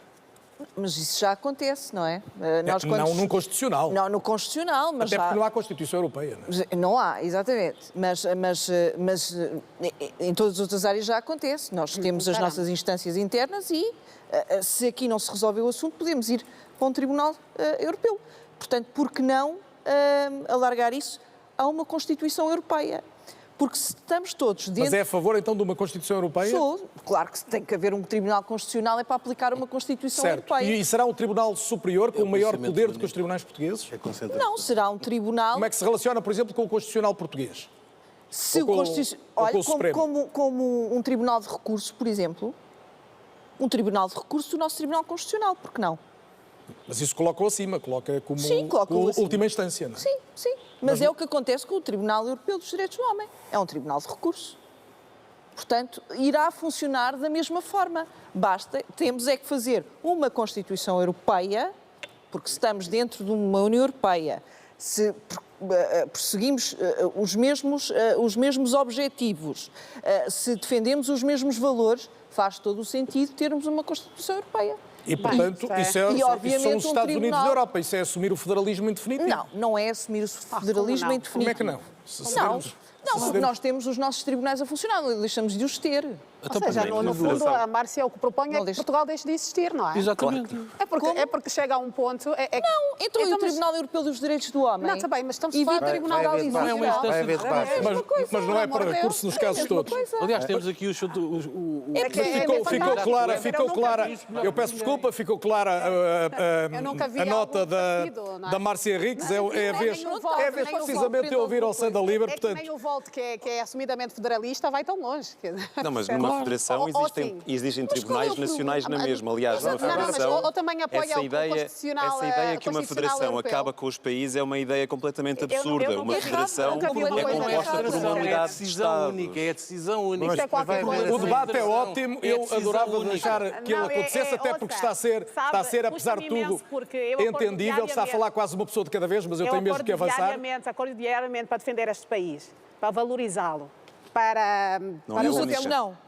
Não é a única. Mas os outros não. Para valorizá-lo, para que o papel de Portugal no mundo seja mais relevante, como já foi no passado. Já disse há pouco também também isso. E depois uma coisa destas, mas deixe-me falar do seu programa e de um ponto que também é controverso. Quando diz que pretende a defesa da liberdade de expressão e o combate ao politicamente correto, como é que uma coisa é compatível com a outra? É que a liberdade de expressão permite a que alguém queira defender o wokismo, o politicamente correto. É simples, caro Daniel, já não se pode falar. Então não pode falar. Não se pode falar. Pode dizer tudo agora, Ouça, por exemplo. não se pode falar. Mas diga-me. Qualquer coisa, então, qualquer coisa que se diga, que saia do que se julga politicamente correto, entrega-nos logo aos lobos, eu diria. Ou seja, vê-se hoje muito nas redes sociais, eu própria sou vítima disso. Estive em tempos, fui convidada para uma conferência de conservadores em Bruxelas, deve ter ouvido falar no que aconteceu. Basicamente, fecharam a conferência precisamente porque estavam lá conservadores, atenção, alguns líderes de países eleitos e que a quem foi vedado o acesso a uma conferência por ser conservadora. Portanto, quando nós chegamos a esse nível de intolerância e que as opiniões divergentes das dominantes passam a ser as más, passam a ser condenadas, passam a ser canceladas, significa que nós temos aqui mas um combate... Mas também quer liberdade de expressão para esses que... Significa que temos aqui um combate e o combate é de facto neste. Nós temos o direito, eu tenho o direito de ser uma mulher conservadora e de não ser todos os dias catalogada como fascista. Eu tenho o direito de debater ideias políticas e não ser sistematicamente adjetivada de tudo e mais alguma coisa. E isto também está a acontecer ao nível da Europa. Aliás, o que aconteceu foi precisamente em Bruxelas, inacreditável, na capital da Europa, em que estavam a vedar-nos o acesso a uma conferência absolutamente pacífica. Portanto, o é na Europa... de ódio preocupa apenas da esquerda para a direita ou também da direita para a esquerda? Não, é recíproco, atenção. Vê-se de todos os lados, todos os extremos. Tem a característica dos extremos, de extrema esquerda, extrema direita, o que for, é que de facto para se fazer ouvir, porque raramente, a maior parte das vezes são desprovidos de ideias, para se fazer ouvir tem que de facto extremar posições e muitas vezes surge o discurso de ódio e acredito, vem de todos os lados. A Sanda não se considera de extrema direita? Não, consideram-me? Não, eu estou a perguntar. Eu sou eu que faço perguntas e gosto de ouvir respostas. Não, já agora gostava de ter a sua opinião. Não, gostava da sua resposta. O que é que se considera? Claro que não, claro que não. Nós somos uma direita conservadora e ser conservador tem algumas consequências, naturalmente, não é? Mas de facto não temos nada, rigorosamente nada de extremo. Temos algumas posições que naturalmente... E como há situações que exigem algum radicalismo em termos de posicionamento, que isto é absolutamente normal, faz parte da política, mas estamos longe de ser direita radical. A democracia permite, de facto, extrema-direita, com muita vez cataloga, portanto, a luta pela liberdade de expressão é uma luta que vai ser travada, que já começou, felizmente, graças à ascensão de forças conservadoras na Assembleia, portanto, no Parlamento Europeu, vai ser uma luta que vai ser travada e vai ser ganha. A luta da liberdade de expressão é muito importante para permitir que os que não concordam connosco também possam ter direito à sua liberdade. Absolutamente. Isto é muito decisivo. Estamos de acordo. Eu agradeço a todos e vou, obviamente, anotar que no início da segunda parte vou retomar esta ronda com o Pedro Ladeira, que ainda não falou, e com o Rui Fonseca e Castro, e depois teremos necessariamente mais uma ronda final ainda neste debate, que obviamente prossegue a seguir a um intervalo que tem cerca de 9 minutos em rigor. Até já, muito obrigado.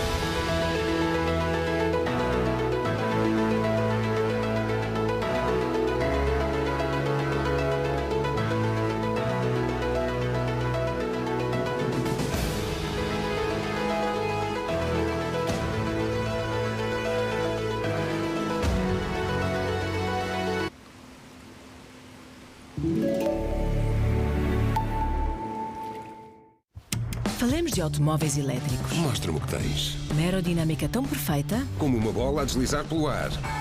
E com o Mercedes Me Charge ACED. A mais de 1 milhão. Estações de carregamento para desfrutar de 800 km de autonomia. Venha experimentar a gama elétrica da Mercedes-Benz.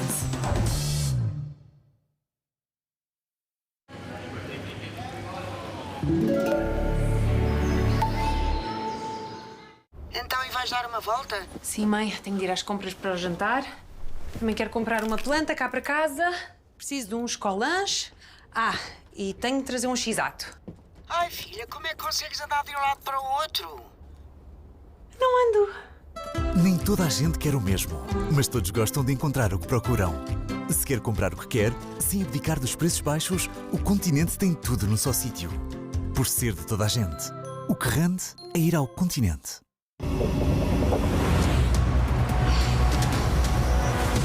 Entra no multiverso dos melhores jogos exclusivos de casino. Casino, apostas desportivas e póquer. ESC Online é outro campeonato. Depois dos 50 anos, pode sentir-se cansada, porque com a idade diminui a absorção de vitamina B12, que ajuda a diminuir o cansaço e a fadiga. Novo Centro Energia e Vitalidade 50+, com elevado teor de vitamina B12, para que desfrute do que mais gosta. Centro Energia e Vitalidade 50+. Uma energia surpreendente depois dos 50.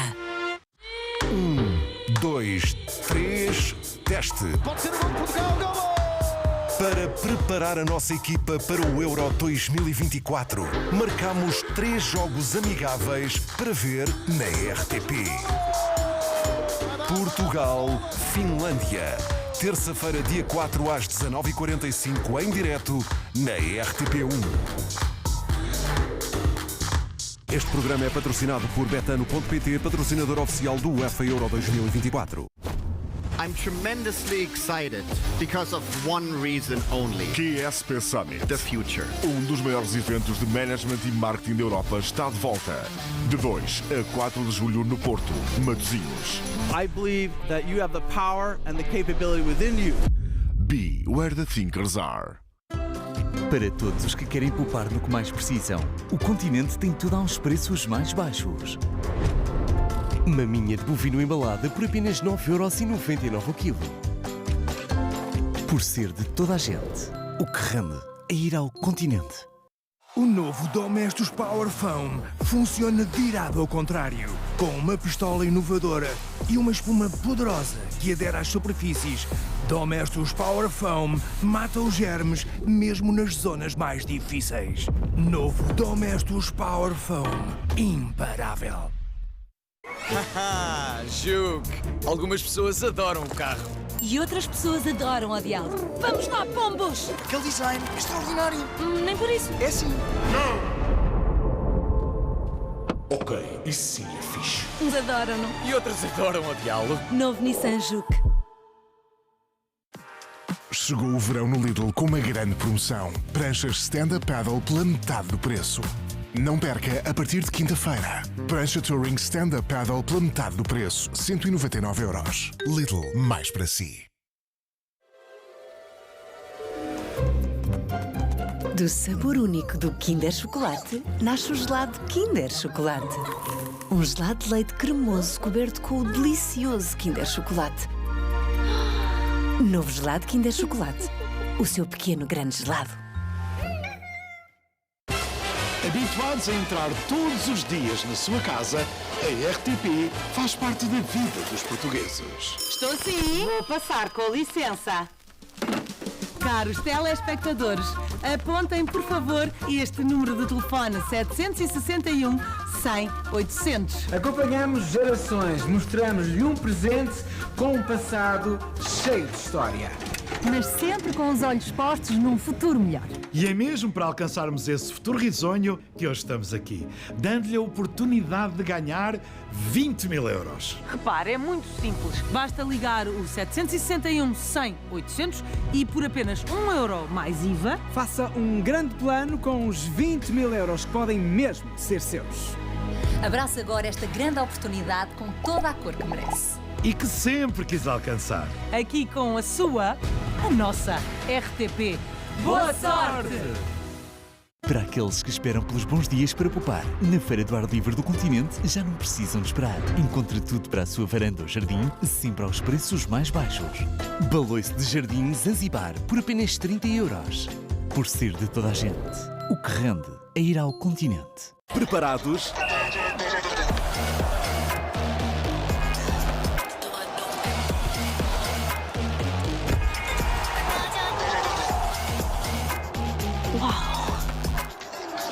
Chegou uma nova era de TVs Samsung com inteligência artificial. Receba até 2.000€ em cashback na sua nova TV. Feri Maxi Poder, a nossa fórmula anti-gordura mais poderosa. 4 vezes menos esforço sem precisar de água quente. Feri Maxi Poder. Máximo poder, mínimo esforço. Olá. Tiago, estás a ver os frescos que comprámos ontem no Pingo Doce? Quando saíres, passa lá e traz os mesmos. Então? Não havia. Não havia? De ontem não. Só tinham frescos de hoje. Todos os dias chega um carregamento de frescos ao Pingo Doce. É por isso que são tão frescos. Festival Jardins do Marquês, Oeiras Valley, Juan Luís Guerra, Stacey Kent, Adriana Calcanhoto, Creole Kings, António Zambujo e Amando Costa. Tem certos dias. Betty Smith e muito mais nos Jardins do Marquês, Oeiras Valley. Come with me and you'll be in a world of pure imagination. If you wanna be a paradise, simply look around and view it. Wanna change the world, there's nothing to it. Já chegaram os dias sem IVA Vorten em milhões de produtos. Aproveita só até domingo nas lojas, app e vorten.pt. Vorten, o nosso forte é o preço. Marco, oh Marco, tu tens boas intenções, mas não és Polo, nem Paulo. E há anos que te arrastam em discussões. Ele é para a esquerda, ele é para a direita, com mais um empurrão. Mas tu, mais amnésico que geodésico, não podes carregar tanta obrigação. Desculpa, mas não és de fiar. Com terrenos de família é melhor não improvisar. Não deixe as suas raízes ao acaso. Vá à sua Câmara Municipal ou a bupi.gov.pt para identificar, registar e valorizar o seu terreno rústico. Do primeiro jogo em Munique à final em Berlim, todas as emoções da prova máxima do futebol europeu vão estar aqui. UEFA Euro 2024. De 14 de junho a 14 de julho na RTP1. O UEFA Euro 2024 é-lhe oferecido por Alipay Plus e Booking.com.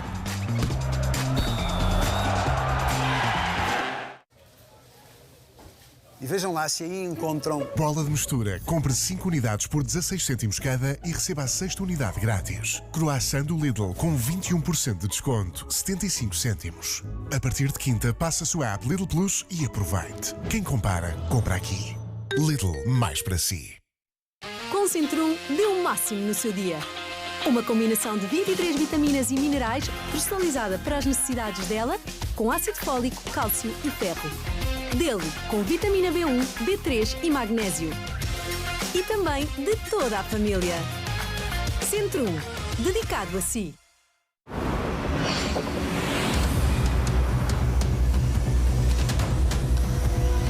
Entra no multiverso dos grandes torneios de póquer. Casino, apostas desportivas e póquer. ESC Online é outro campeonato. Olha eu no meio deles. Já que susto! Tens que comer alguma coisa. As aventuras da Inês Aires Pereira para conhecer na RTP Play. E amizade, ninguém quer fazer. Será que vais ser com o Pai Natal? Um projeto Focken em parceria com a RTP Marcas.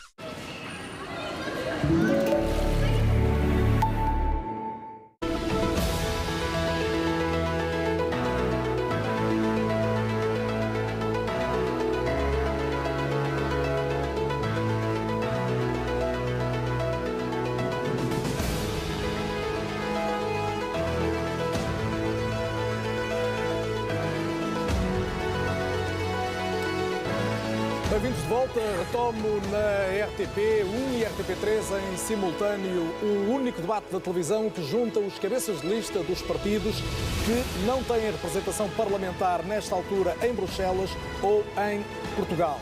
São 9 candidaturas que estão aqui presentes esta noite. Já percorremos vários temas ao longo da primeira parte. Falta, obviamente, percorrer mais alguns diretamente relacionados com programas eleitorais e ideias que apresentaram. Retomo com o Pedro Ladeira, candidato cabeça de lista do Nós Cidadãos. Pedro, já há pouco aventou a sua preocupação com a demografia, com a questão da natalidade e a lançar um tema que achei particularmente curioso quando li o programa, que é a questão do celibato na Igreja Católica. É uma questão que relaciona diretamente com a demografia, com a possibilidade de aumentar a demografia? Também, mas eu pedi-lhe 30 segundos para focar um aspecto importante da sua primeira pergunta desta sessão. Os fundos europeus. É muito importante, e eu nunca vi isso mencionado, é muito importante perceber que a última tranche de fundos europeus vai acontecer e depois não há mais. E a questão aqui é extremamente importante. Ainda não é certo se não há mais. Como é que Portugal irá sobreviver, um país que vive à custa dos fundos europeus, como é que Portugal irá sobreviver sem fundos europeus? Essa foi a minha primeira pergunta deste debate. Será que está preparado? É assim, nós temos o PS, nós temos o PS e o PSD. Os partidos que atiraram Portugal para o último lugar da Europa nos principais índices de desenvolvimento. Não, Portugal não está em último lugar. São esses partidos que vão governar Portugal. Não está em último lugar da Europa. Europeus. Será que a austeridade vai voltar? Esta é a questão que eu gostava de levantar. Relativamente ao celibato. Conceito de família. A Igreja sofre do mesmo problema desta Comissão Europeia. Perdeu a liderança da religião católica. Abdicou de defender o conceito de família. O conceito de família é fundamental, é a base da civilização humana. Eu não consigo aceitar uma igreja que apoia a transexualidade e não permite o fim do celibato. Porque é que, ou seja, Cristo teve um pai e teve uma mãe. Mas a igreja... Porque é que os padres e as freiras não podem casar? Mas o que é que a transexualidade tem a ver com isso? Não é uma questão de sexualidade. É que está. Peço desculpa. A transexualidade. Peço desculpa se foi essa a ideia. Não tem a ver com sexualidade. Tem a ver com família. Porque é que os padres não podem ter uma família? Óbvio, esta é que é a questão. Não vai resolver grandemente o problema da demografia no mundo ocidental. Não? É uma questão de conceito de família. Certo. Porque é que os padres não podem ter família? Esta é a questão.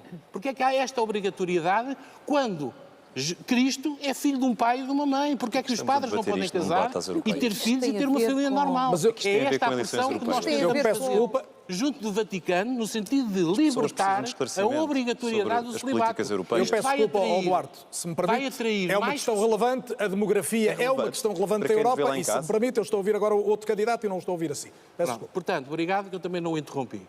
Por isso, esta é uma questão de doutrinação que a Igreja pode fazer, no sentido de tentar ajudar, porque está... Vê sinais da Igreja de que essa abertura possa acontecer? Aliás, se eu tenho sinais da Igreja, eu reuni com alguns padres que me disseram que têm total abertura para o matrimónio civil ou religioso para os padres e as freiras. Rui Fonseca e Castro, o ERGT pretende combater o financiamento público, diz começar na Europa, das ideologias de género que estão a promover a homossexualidade. É um tema controverso no país e eu gostava que me explicasse porque é que a homossexualidade resulta de uma promoção social ou financeira. Bom, isso é uma pergunta que também podemos fazer aos ideólogos do género, às pessoas que integram os movimentos LGBT, porque eles são os primeiros a afirmar que o sexo, ou o género, como eles queiram, é uma construção social. Se eles são os primeiros a afirmar que o sexo é uma construção social, então é porque admitem que efetivamente podem influenciar... Mas agora não está ninguém de grupos LGBT aqui para responder, está aqui o Rui, estão na Europa. E a questão tem a ver Como é que sabe? Não está aqui ninguém. Com a vossa questão que é... Está. Não está enquanto tal. E a pergunta foi para si, porque a declaração é sua, e eu gostava de perceber de que forma é que a homossexualidade é promovida, é isso que eu gostava de perceber, a homossexualidade. Como eu acabei de dizer. Para si não há uma orientação. Nós temos um artigo 26º, número 1 da Constituição, que diz que consagra como direito fundamental o direito ao livre desenvolvimento da personalidade. É assente, mesmo cientificamente, e o direito resulta também de constatação científica, que durante a formação da personalidade, os jovens, as crianças, podem ser influenciadas em certas direções. Isso tem acontecido com os movimentos de ideologia de género, tem acontecido com os movimentos LGBT, que são movimentos extremamente bem financiados. São movimentos extremamente bem financiados. Só este ano, no Orçamento de Estado, estão previstos mais de 400 milhões. Como sabe, isso é muito controverso, tem a ver com uma série de isso está no Orçamento de Estado. Desde logo pelos direitos das isso mulheres. Está no Orçamento de Estado. Nem se foi tão debatido, não é 400 milhões para a ideologia de género. Isso já foi É para quê, então? É, por exemplo, para o apoio também ao combate à violência doméstica, que é uma questão, é uma chaga decisiva no país. O que nós vemos nas escolas, é promoção da homossexualidade. É dizer, vê-se, porque o que ensinam às crianças nas escolas, através de diversas organizações não governamentais, associações, etc., que até são integradas por professores dessas escolas e por psicólogos, e eles dizem às crianças que elas podem ser menino ou menina, podem ser as duas coisas e devem experimentar ser as duas coisas. E dizem mais. Devem experimentar? Devem. Está nos livros que fazem parte dos manuais que neste momento estão a ser distribuídos nas escolas. Isso não é verdade. Não posso prolongar um debate consigo, é evidente que poderia retorquir, mas penso que ficou claro o seu ponto de vista. Há, portanto, uma promoção nesse sentido. Gostava, Duarte Costa, agora sim de o ouvir também sobre as questões europeias, mas já que tocou nesta questão da homossexualidade, se quiser colocar alguma nota sobre isto. Eu gostava de responder uma pergunta que é relevante para quem está lá em casa, que é o decisor sobre quem o representa no Parlamento Europeu, me permita avançar sobre esses temas. Estas perguntas, desculpe, mas não têm relevância para quem está lá em casa. A relevância das perguntas decido eu, se não se importa, mais uma vez. Duarte, eu vou colocar-lhe uma pergunta sobre... Isto tem a ver com pessoas, com a vida das pessoas, com opções das pessoas. Todas estas questões são relevantes, até porque, devo dizer-lhe, a questão é enquadrada no facto de haver ou não financiamento europeu para este tipo de políticas. Foi por isso que eu fiz a pergunta. Ela é totalmente legítima, se me permite. A pergunta para si, então, era se, uma vez que defende um primeiro-ministro da União Europeia, como é que ele era eleito e o que é que isto mudava em termos de legitimidade do exercício do poder na Europa? Nós defendemos a reforma de uma União Europeia para que ela seja cada vez mais democrática. Isto significa, por exemplo, que a Comissão Europeia seja decidida e eleita pelos parlamentares do Parlamento Europeu e, por isso, significa que as pessoas que vão estar a conduzir a política executiva da União Europeia tenham um mandato popular, digamos assim. Eu gostava de falar de um tema que nos Eurobarómetros, em relação a Portugal, tem sido destacado como a principal preocupação dos portugueses nestas europeias, que é o tema social. Um dos principais problemas em Portugal é o da pobreza. Nós temos 40 milhões de pessoas que vivem próximos da pobreza. Nós falámos aqui de salário mínimo europeu. Aliás, a candidata do PS fala muito de uma Europa social, mas não materializa em propostas concretas. Eu queria trazer aqui aos portugueses uma proposta que já avaliámos, que pode ser muito eficaz, execuível e que tem um custo acessível, que é a criação de um rendimento básico europeu. Isto seria um rendimento para as pessoas que trabalham e que, mesmo assim, numa das regiões mais ricas do mundo, não conseguem trazer uma remuneração suficiente para levar até ao fim do mês. Sabemos que em Portugal esta é a realidade de 4 milhões de portugueses. Portanto, um dos meus compromissos é mostrar que o Parlamento Europeu pode ser relevante para estas pessoas. São 58 milhões de europeus em toda a Europa. Este rendimento básico europeu, só para explicar, seria uma transferência da União Europeia que leva esse salário mínimo a um nível de poder de compra corrigido por cada região da União Europeia para retirar essas pessoas da pobreza. Mais uma vez, Duarte, isso custa dinheiro. Defende um aumento das receitas próprias da União Europeia. Parece que a União precisa de mais dinheiro disponível, de mais receita. Custa 1% de todo o valor acrescentado da nossa economia, 153 mil milhões de euros. E tem uma outra vantagem, Carlos, é que tira estas pessoas de uma situação de vulnerabilidade, que muitas vezes é essa vulnerabilidade que alimenta votos de protesto que estão a ameaçar o projeto europeu. Portanto, o que eu quero defender na União Europeia, com a confiança dos portugueses, é relançar a União Europeia esta pergunta. Para que ela possa ser relevante na vida dos europeus. Parece que a União precisa, designadamente, de cobrar mais taxas, mais impostos. Nós defendemos também, num plano de uma União Federal, a reforma dos tratados para termos um Ministério das Finanças europeu que vai cobrar impostos não às famílias e às pequenas empresas, às pequenas e médias empresas, mas sim às grandes corporações que neste momento quase que não pagam impostos, porque aproveitam-se de um mercado único europeu e depois escolhem o Estado-membro onde vão pagar impostos e, em alguns deles, temos offshores dentro da União Europeia, quase que não pagam impostos. Portanto, este Ministério das Finanças europeu tem muito mais capacidade do que uma autoridade tributária portuguesa para ir buscar este dinheiro. E para reduzir a fiscalidade também a famílias e a empresas? Não, nós queremos que a União Europeia cubra este espaço fiscal que não está coberto neste momento, porque temos um mercado europeu, mas autoridades nacionais. E isto é decisivo, Carlos, se queremos que a União Europeia seja relevante na vida dos europeus e na garantia dos seus interesses nos próximos anos. O MAS quer um aumento de salários para quase todos, quer um salário mínimo europeu desde logo, menos para os eurodeputados. Portanto, o Gil Garcia vai para o Parlamento Europeu para tentar ganhar menos do que os atuais eurodeputados. Não acha curioso que não haja um único candidato às eleições europeias, quer dos partidos com representação parlamentar, quer os que estão aqui presentes, ninguém se referiu aos privilégios e às mordomias dos deputados europeus. É que, por alguma razão, a União Europeia protege esse nível salarial. Os deputados europeus, quando chegarem a Bruxelas, têm um bolo de mais de 47 mil euros por mês. Mas não são é um salário. 10 mil euros de salário, são 5 mil euros, 10 mil euros de salário. Não são 10 mil, são cerca de 7.800 euros. Não, isso é líquidos, 8 mil euros líquidos.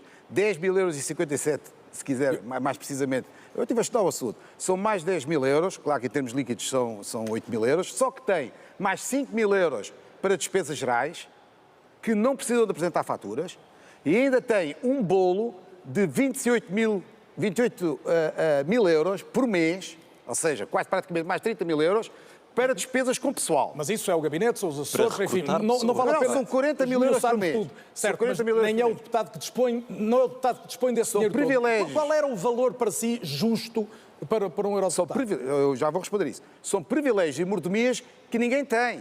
E ainda tem um chamado paraquedas dourado, que é para quando sai de deputado europeu, se porventura ficassem desempregados, coisa que muito provavelmente não acontece, tem 240 mil euros para a transição disponíveis. Nenhum trabalhador tem isso. E reforma aos 63 anos. Nós estamos a caminho dos 66 e 7 meses. Gil Garcia, mas um eurodeputado bem pago não é mais imune, por exemplo, à tentação da corrupção? Eu vou responder. Eu, se for eleito deputado, vou propor que se reduza à metade, quer os salários, quer as mordomias que estão à disposição, que são mais de 47 mil euros, para os deputados europeus, que se representa para 720 deputados, que é quanto vai compor o próximo Parlamento Europeu, são mais de 2 mil milhões de euros nos 5 anos de mandato, que a União Europeia gasta a manter essa elite política. Ora, por essa razão, para manter essa elite provavelmente calada sobre os privilégios dos banqueiros, dos administradores de empresas, deve ter ouvido falar que o administrador do Pingo Doce ganha 288 vezes o salário... Mas esse não é deputado europeu. Não, mas significa-se, se protege os privilégios dos deputados europeus a este nível, evidentemente que esses deputados não vão votar contra os offshores. Qual era o salário justo? É metade. Metade do que ganham. Bom, tendo em conta o nível de vida em Bruxelas, acho que sim, que é perfeitamente aceitável, independentemente da vida eventualmente ser mais cara lá. E vamos pôr à disposição o dinheiro remanescente Porque, evidentemente, eu só tenho direito a um voto que eu tiver no Parlamento Europeu e eu duvido que os outros deputados europeus queiram acabar com esse privilégio. Muito bem. Eu tenho que acabar agora com esta sua intervenção, porque quero fazer uma última ronda, porque há uma questão, obviamente, que é candente na atualidade. E há um outro assunto que eu gostava de falar aqui que ainda não foi abordado. Que é a questão da imigração. Tem-se falado muito do Pacto de Migração e Asilo aprovado na União Europeia, depois de uma longa negociação, mas não faltam críticas e, sobretudo, uma grande discussão sobre a imigração, o quanto precisamos de imigrantes, como é que os devemos acolher, que tipo de imigrantes. É uma questão em aberto, é uma ronda genérica e queria ouvir a opinião de todos e começava agora pela Ossanda Liber. Peço a todos, de facto, as respostas mais curtas possíveis e eu vou tentar não interromper dentro daquilo que conseguir. Mas, Ossanda Liber, rejeita qualquer pacto europeu relativo a migrações. Isto é sinónimo de uma Europa totalmente fechada a imigrantes ou não? Não, isso significa que a Europa, como qualquer zona geográfica, que zela pelos interesses dos seus cidadãos, pela segurança e até pelo bem-estar dos seus cidadãos e de quem recebe, que tenha que ter um mínimo de controle. O que se passa neste momento é que não há uma mensagem clara de quem faz tráfico humano, que é isso essencialmente estamos a falar. Passamos do direito de asilo, que era um direito maravilhoso, que era previsto para aquelas pessoas que são perseguidas nos seus países de origem, e de repente acabou por se transformar numa enorme rede de tráfico humano. E a mensagem que nós estamos a passar a estes traficantes é que realmente está tudo bem, que eles podem vir, que podem trazer as pessoas de barco, que as pessoas podem morrer pelo caminho, porque as pessoas, em algum momento, podem entrar para território europeu. E esta mensagem, além de ser má para a Europa, é desumana e má para quem vem, porque, de facto, cria essa expectativa. Portanto, acho que temos de trabalhar na dissuasão, por um lado, é preciso dissuadir as pessoas de virem por vias ilegais, mas, simultaneamente, e isto sim é muito importante, é criar redes de imigração legal, fazer os nossos consulados trabalharem, porque, sabe, e isso eu digo com propriedade, muitos dos nossos consulados, por causa da inexistência de políticas de imigração legais, acabam por vender... Mas há uma série de regras, ou seja, eu não quero acabam por vender serviços, por causa das dificuldades que há, acabam por vender serviços e acabaram por ser uns grandes... Mas há uma série de regras. De Na sua opinião, as regras não são as necessárias ou não estão a ser aplicadas? Bom, são insuficientes, por um lado, não é? Por exemplo, no que toca à questão da distribuição dos asilados, vamos dizer, não é? Das pessoas que fogem da guerra em particular, é isso que está a dizer? Sim. A questão é, os refugiados, no caso. O que se está a propor, a impor aos países, é que se receba, sem que eles tenham qualquer influência nessa decisão, que recebam a redistribuição, parte dos refugiados que chegam às fronteiras europeias. Se me perguntasse do ponto de vista humano isso faz sentido, claro que faz. Qual é o problema? O problema é que nós não temos capacidades ilimitadas para acolhimento. E o que é que isto faz? Deixe-me só terminar, por favor. Eu pedi foi concisão e já está a prolongar. É verdade. E isto tem consequências graves que também, em muitos casos, dão precisamente para a questão da xenofobia. Porque, de facto, nós temos hoje, imagine, Portugal, nós temos problemas imensos. Se me vai começar outra vez, eu deixei acabar. Temos imensos problemas de habitação. Agora imagino que de repente recebemos 100 mil pessoas do nada. Onde é que as vamos alojar? Temos 400 mil à espera de regularização. Temos bem mais que 100 mil. Estas estão em território português. Estão em território português, exatamente. E as que estão em território português, claro que têm que ser regularizadas. Muito bem, está claro esse ponto de vista. Alçanda, tenho mesmo que avançar. Pedro Ladeira propõe campanhas de imigração direcionadas a países com compatibilidade linguística e religiosa. É prioridade para uns imigrantes que são melhores que outros? Há uns 10 anos, na FIL, uma investigadora, Maria João, eu peço desculpa, não me lembro do apelido dela, mostrou um estudo sobre o déficit demográfico que ia acontecer. Eu estava num debate com o professor Marcelo Rebelo de Sousa, hoje Presidente da República, e ele poderá corroborar... Não gaste tudo na nota prévia, porque senão depois não vai ter... E eu disse que é inevitável nós irmos precisar de imigrantes, já que é uma inevitabilidade, porque não fazer campanhas orientadas para os países que nos poderão satisfazer essa necessidade, nomeadamente falar a mesma língua, sermos a ponte da lusofonia e uma religião judaico-cristã. Porque se nós fizermos uma projeção religiosa, os muçulmanos vão tomar conta da Europa. Não sei se vai ser 100 ou 200 anos, mas se fizermos uma projeção demográfica dos europeus, preocupa, claro que preocupa. Mas o seu ponto de vista é inclusivo ou é exclusivo? Não. É que está a excluir. Por isso, ao fazer uma campanha dirigida ao tipo de imigrantes que nós precisamos, porque é inegável que vamos precisar, nós e a Europa, há países da Europa neste momento, o caso da Holanda, da Alemanha, que não consegue viver já sem imigrantes. Portanto, E relativamente aos imigrantes portugueses, é que nós temos aqui os Mas imigrantes... abrir mais a porta a uns não é fechar a outros? Não, nós temos que separar o que são migrantes, que são as pessoas que fogem dos países porque estão em guerra, não Migrantes são fugiriam todos, se tivessem condições para lá Esses são ficar, refugiados. e é aí que a Europa, como uma potência mundial, tem que atuar. Tem que atuar com a diplomacia, com desenvolvimento nesses países, para que as pessoas não precisem de fugir desses países. Relativamente aos imigrantes e aos emigrantes, que são aquelas pessoas que procuram uma vida melhor, os nossos imigrantes na Europa têm os mesmos problemas que os imigrantes que nós recebemos. Muito bem. As Pedro, embaixadas não funcionam, e eu tive uma reunião com imigrantes. Não podemos agora Dê-me continuar, só 30 Pedro. segundos e eu... Não é 30, é 10. Eu prescindo 10 do resto, que é assim. Já não As tem embaixadas não têm um horário que serve às necessidades dos imigrantes. Para embaixadas destas não vale a pena. Muito bem. Vale mais fechar as embaixadas Agora foi claro e e ter concreto. lojas do cidadão Rui para Fonseca e responder às Castro, necessidades o dos Rui é imigrantes. contra uma imigração de que Portugal não necessite. Portugal precisa de muitos imigrantes, isso estaremos todos de acordo, como mão de obra para a economia. De quais é que não necessita? Bom, nós não necessitamos, na verdade, da maioria, da esmagadora maioria dos imigrantes extra-europeus que neste momento se encontram em Portugal. Eles estão a ocupar a habitação, eles estão a ocupar postos de trabalho. Extra-europeus inclui os dos PALOP, por exemplo? Claro, como é óbvio. Sim. Portanto, só a população ariana é que tem lugar em Portugal? Não, nós temos uma população específica europeia.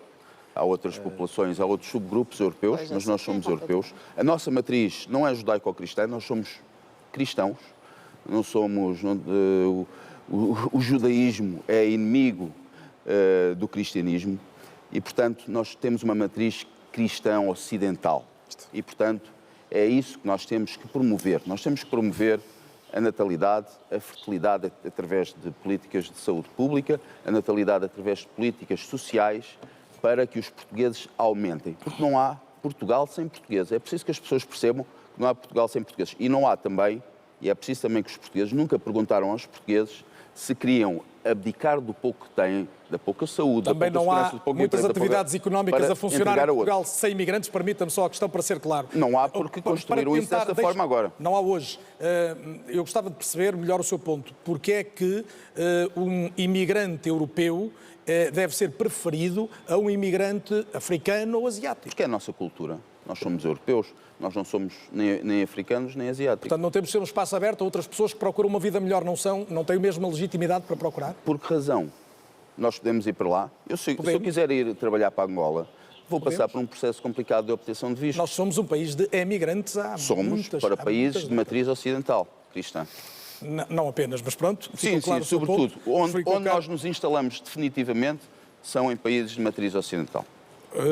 Duarte Costa defende uma particular preocupação com imigrantes ou migrantes qualificados, mas a minha pergunta é se preferencia esses ou se preocupa também com os não qualificados, que são a maioria dos que têm chegado a Portugal e são tantos. Uma breve nota, que este comentário completamente antissemita é qualquer coisa que nós não podemos aceitar no espaço da democracia.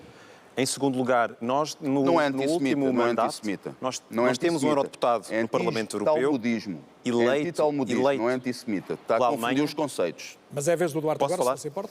Temos um eurodeputado que teve um papel muito decisivo no tema das migrações no último mandato. Uma das áreas que nós trabalhamos foi a criação de um talent pool, que foi aprovado no Parlamento Europeu, e este é um mecanismo que faz um cruzamento entre pessoas que têm interesse em trabalhar na Europa e empresas europeias que não conseguem encontrar mão de obra. Eu vou-lhe dar o exemplo, eu estive em Trás-os-Montes e também no Algarve, duas regiões que, por exemplo, na agricultura em Trás-os-Montes ou no turismo no Algarve, é quase impossível pensar estes negócios acontecerem sem imigração. Portanto, uma das coisas que nós queremos aprofundar neste mandato é justamente combater esta narrativa anti-imigração que prejudica as empresas europeias na sua competitividade, e precisamos de ter soluções administrativas. Eu estive há 2 dias nos Anjos a falar com pessoas jovens que querem trabalhar e que têm força e que estão disponíveis para trabalhar na agricultura, na construção civil, no que for, nas limpezas, não precisam sequer falar português, mas não conseguem porque ficam presas em trâmites administrativos. Como esta é a última vez que eu vou falar, eu tenho que fazer uma mensagem final breve.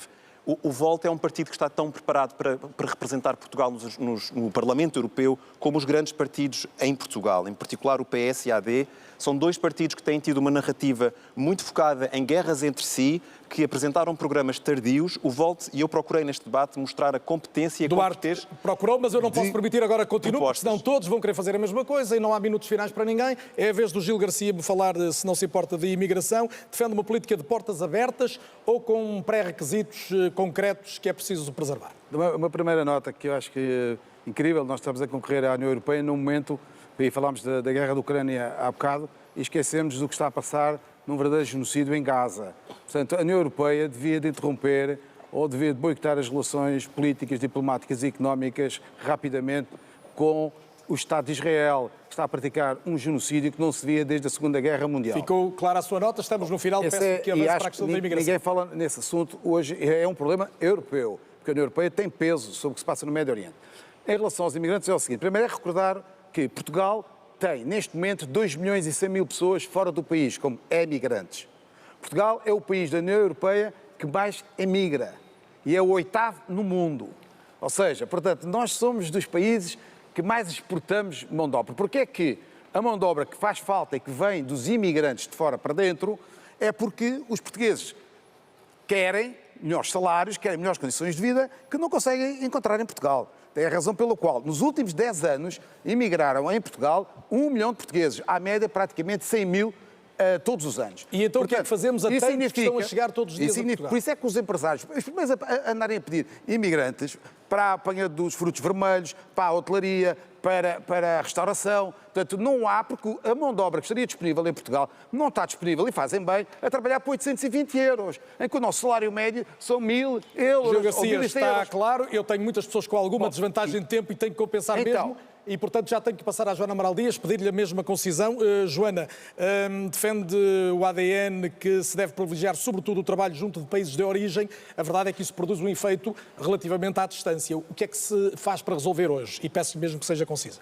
Em primeiro lugar, temos que combater as máfias de imigração ilegal, que muitas vezes são verdadeiros lobos com pele de cordeiro, são organizações não governamentais, ONGs, que se dedicam à carga e descarga de uma imensa mole humana nas costas europeias, sem acudir àquilo que as sociedades de acolhimento, Portugal neste caso, realmente precisa, e sem considerar se estes imigrantes depois vão ser ou não bem tratados e se vai haver ou não integração.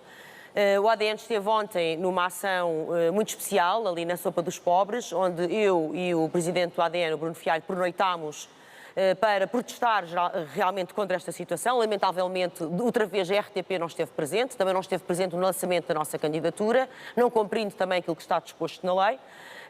Aliás, ao contrário... Joana, estamos a falar de imigração. Não, Carlos Daniel, isto é a falar também de democracia. Isto não, também mas... é falar de democracia. Sim, mas estamos a falar de imigração. Quer concluir? Isto também é falar de democracia. Tem toda a legitimidade para fazer as críticas que quiser. Não, tem a concluir. Eu estou-lhe a dizer o que é que se passou ontem. E aquilo que constatámos ontem no terreno, nesses mesmos anjos, é que é exatamente isto que acontece. Nem a sociedade de acolhimento é protegida, não se promovem políticas de atividade... Não se promove, de facto, os imigrantes que nós precisamos e estão, por outro lado, em condições infra-humanas há anos, a viver no meio da rua, dezenas e dezenas de pessoas. Muito bem, muito obrigado, Joana. José Manuel Coelho, o Pacto de Imigração e Asilo tem que ser revisto. O José Manuel Coelho não está contra a imigração, mas diz que é o problema número 1 da União Europeia. A minha pergunta é se estamos a tratar bem da questão na Europa e em Portugal? Ora, antes de abordar esse tema, eu queria corroborar, portanto, aquilo que disse aqui o Gil Garcia sobre a guerra na Palestina. Realmente, aquela mortandade, aquele genocídio, tem que ter o vivo repúdio de todos os democratas da União Europeia e toda a gente de bem. Porque este assunto é um assunto que é escamoteado e não é falado, e é um assunto da maior importância. Quanto à migração, naturalmente, com o que faz afluir os imigrantes à Europa é a moeda e a qualidade de vida que se vive na Europa. E porquê que isso acontece? Porque os países em desenvolvimento, os países africanos, nomeadamente, são roubados pelas grandes multinacionais da União Europeia. Querem mão de obra barata, roubam os recursos, a extração de minérios preciosos, pagando ninharias por aqueles minérios, e naturalmente que os países que são roubados e expoliados ficam pobres. E há uma grande mola humana de pessoas que ficam sem trabalho em consequência disso e que vivem muito mal. Recordamos que, por exemplo, a França invadiu o Mali para capturar o ouro e o urânio. A NATO destruiu, não é verdade, a Líbia para se apoderar do petróleo. E agora não temos mais tempo para historiar tudo isso. José Manuel Coelho, muito obrigado. Tenho que ouvir o Manuel Carreira, que está preocupado com o déficit demográfico que pode levar à destruição da civilização cristã ocidental. É verdade isto? Está preocupado? É verdade, mas com certeza que não seria por retirar o celibato aos sacerdotes que isto iria resolver, não é? Considero que, de facto, a Igreja Católica, porque as outras igrejas, nomeadamente as igrejas evangélicas ou ortodoxa, os pastores são casados, eu penso que a Igreja Católica deverá continuar a propor o celibato com uma outra vertente, que é, no momento em que um sacerdote opte de forma diferente, pode exercer a mesmo o seu sacerdócio e pode fazer um excelente trabalho. E essa sua preocupação com a civilização fala ter preocupação com o tipo de imigrante que chega a Portugal ou não? Muito, muito, porque nós neste momento assistimos, seja culturas tão diferentes, a línguas tão diferentes, a religiões tão diferentes, e aqui permitam-me referir que o nosso cabeça de lista era um pastor de uma igreja, e, portanto, era uma forma de levarmos para a frente aquilo que é o nosso lema, que são as causas e a integração. E, portanto, para concluir, um bocadinho mais, se me é permitido, porque ouvi aqui coisas que não seriam... São 20 segundos, eu já estou para lá do tempo, então, ainda tenho que ouvir a Márcia. Um segundo, ideologia de género interessa a todos. 2, eu contentaria-me com metade do ordenado e a outra metade dividiria pelas pessoas mais necessitadas. Muito bem, Manuel Carreira, muito obrigado. Márcia Henriques, a última a falar. E gostava de perceber o que é que o RIR defende, se é uma política de portas abertas ou se tem uma visão de uma imigração que é preciso ser controlada. O RIR defende a aplicação da lei e dos regulamentos europeus que já existem. E o problema ficava resolvido. O nosso maior problema é que nós temos uma AIMA que não funciona. Além disso, temos políticos que misturam tudo, porque nós temos pedidos de asilo e temos os imigrantes económicos. Não é? São realidades totalmente distintas. O que acontece na prática é que quem chega cá e pede asilo, supostamente que deveria ser perseguido no seu país de origem por diversas razões, muitas vezes chega cá e faz um pedido de asilo que não é verdadeiro.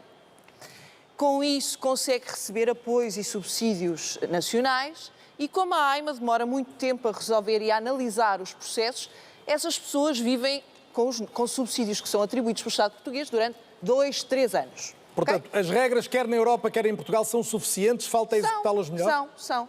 Por outro lado, temos os migrantes económicos, que vêm à procura de melhor trabalho e de melhores condições de vida, ou de trabalho.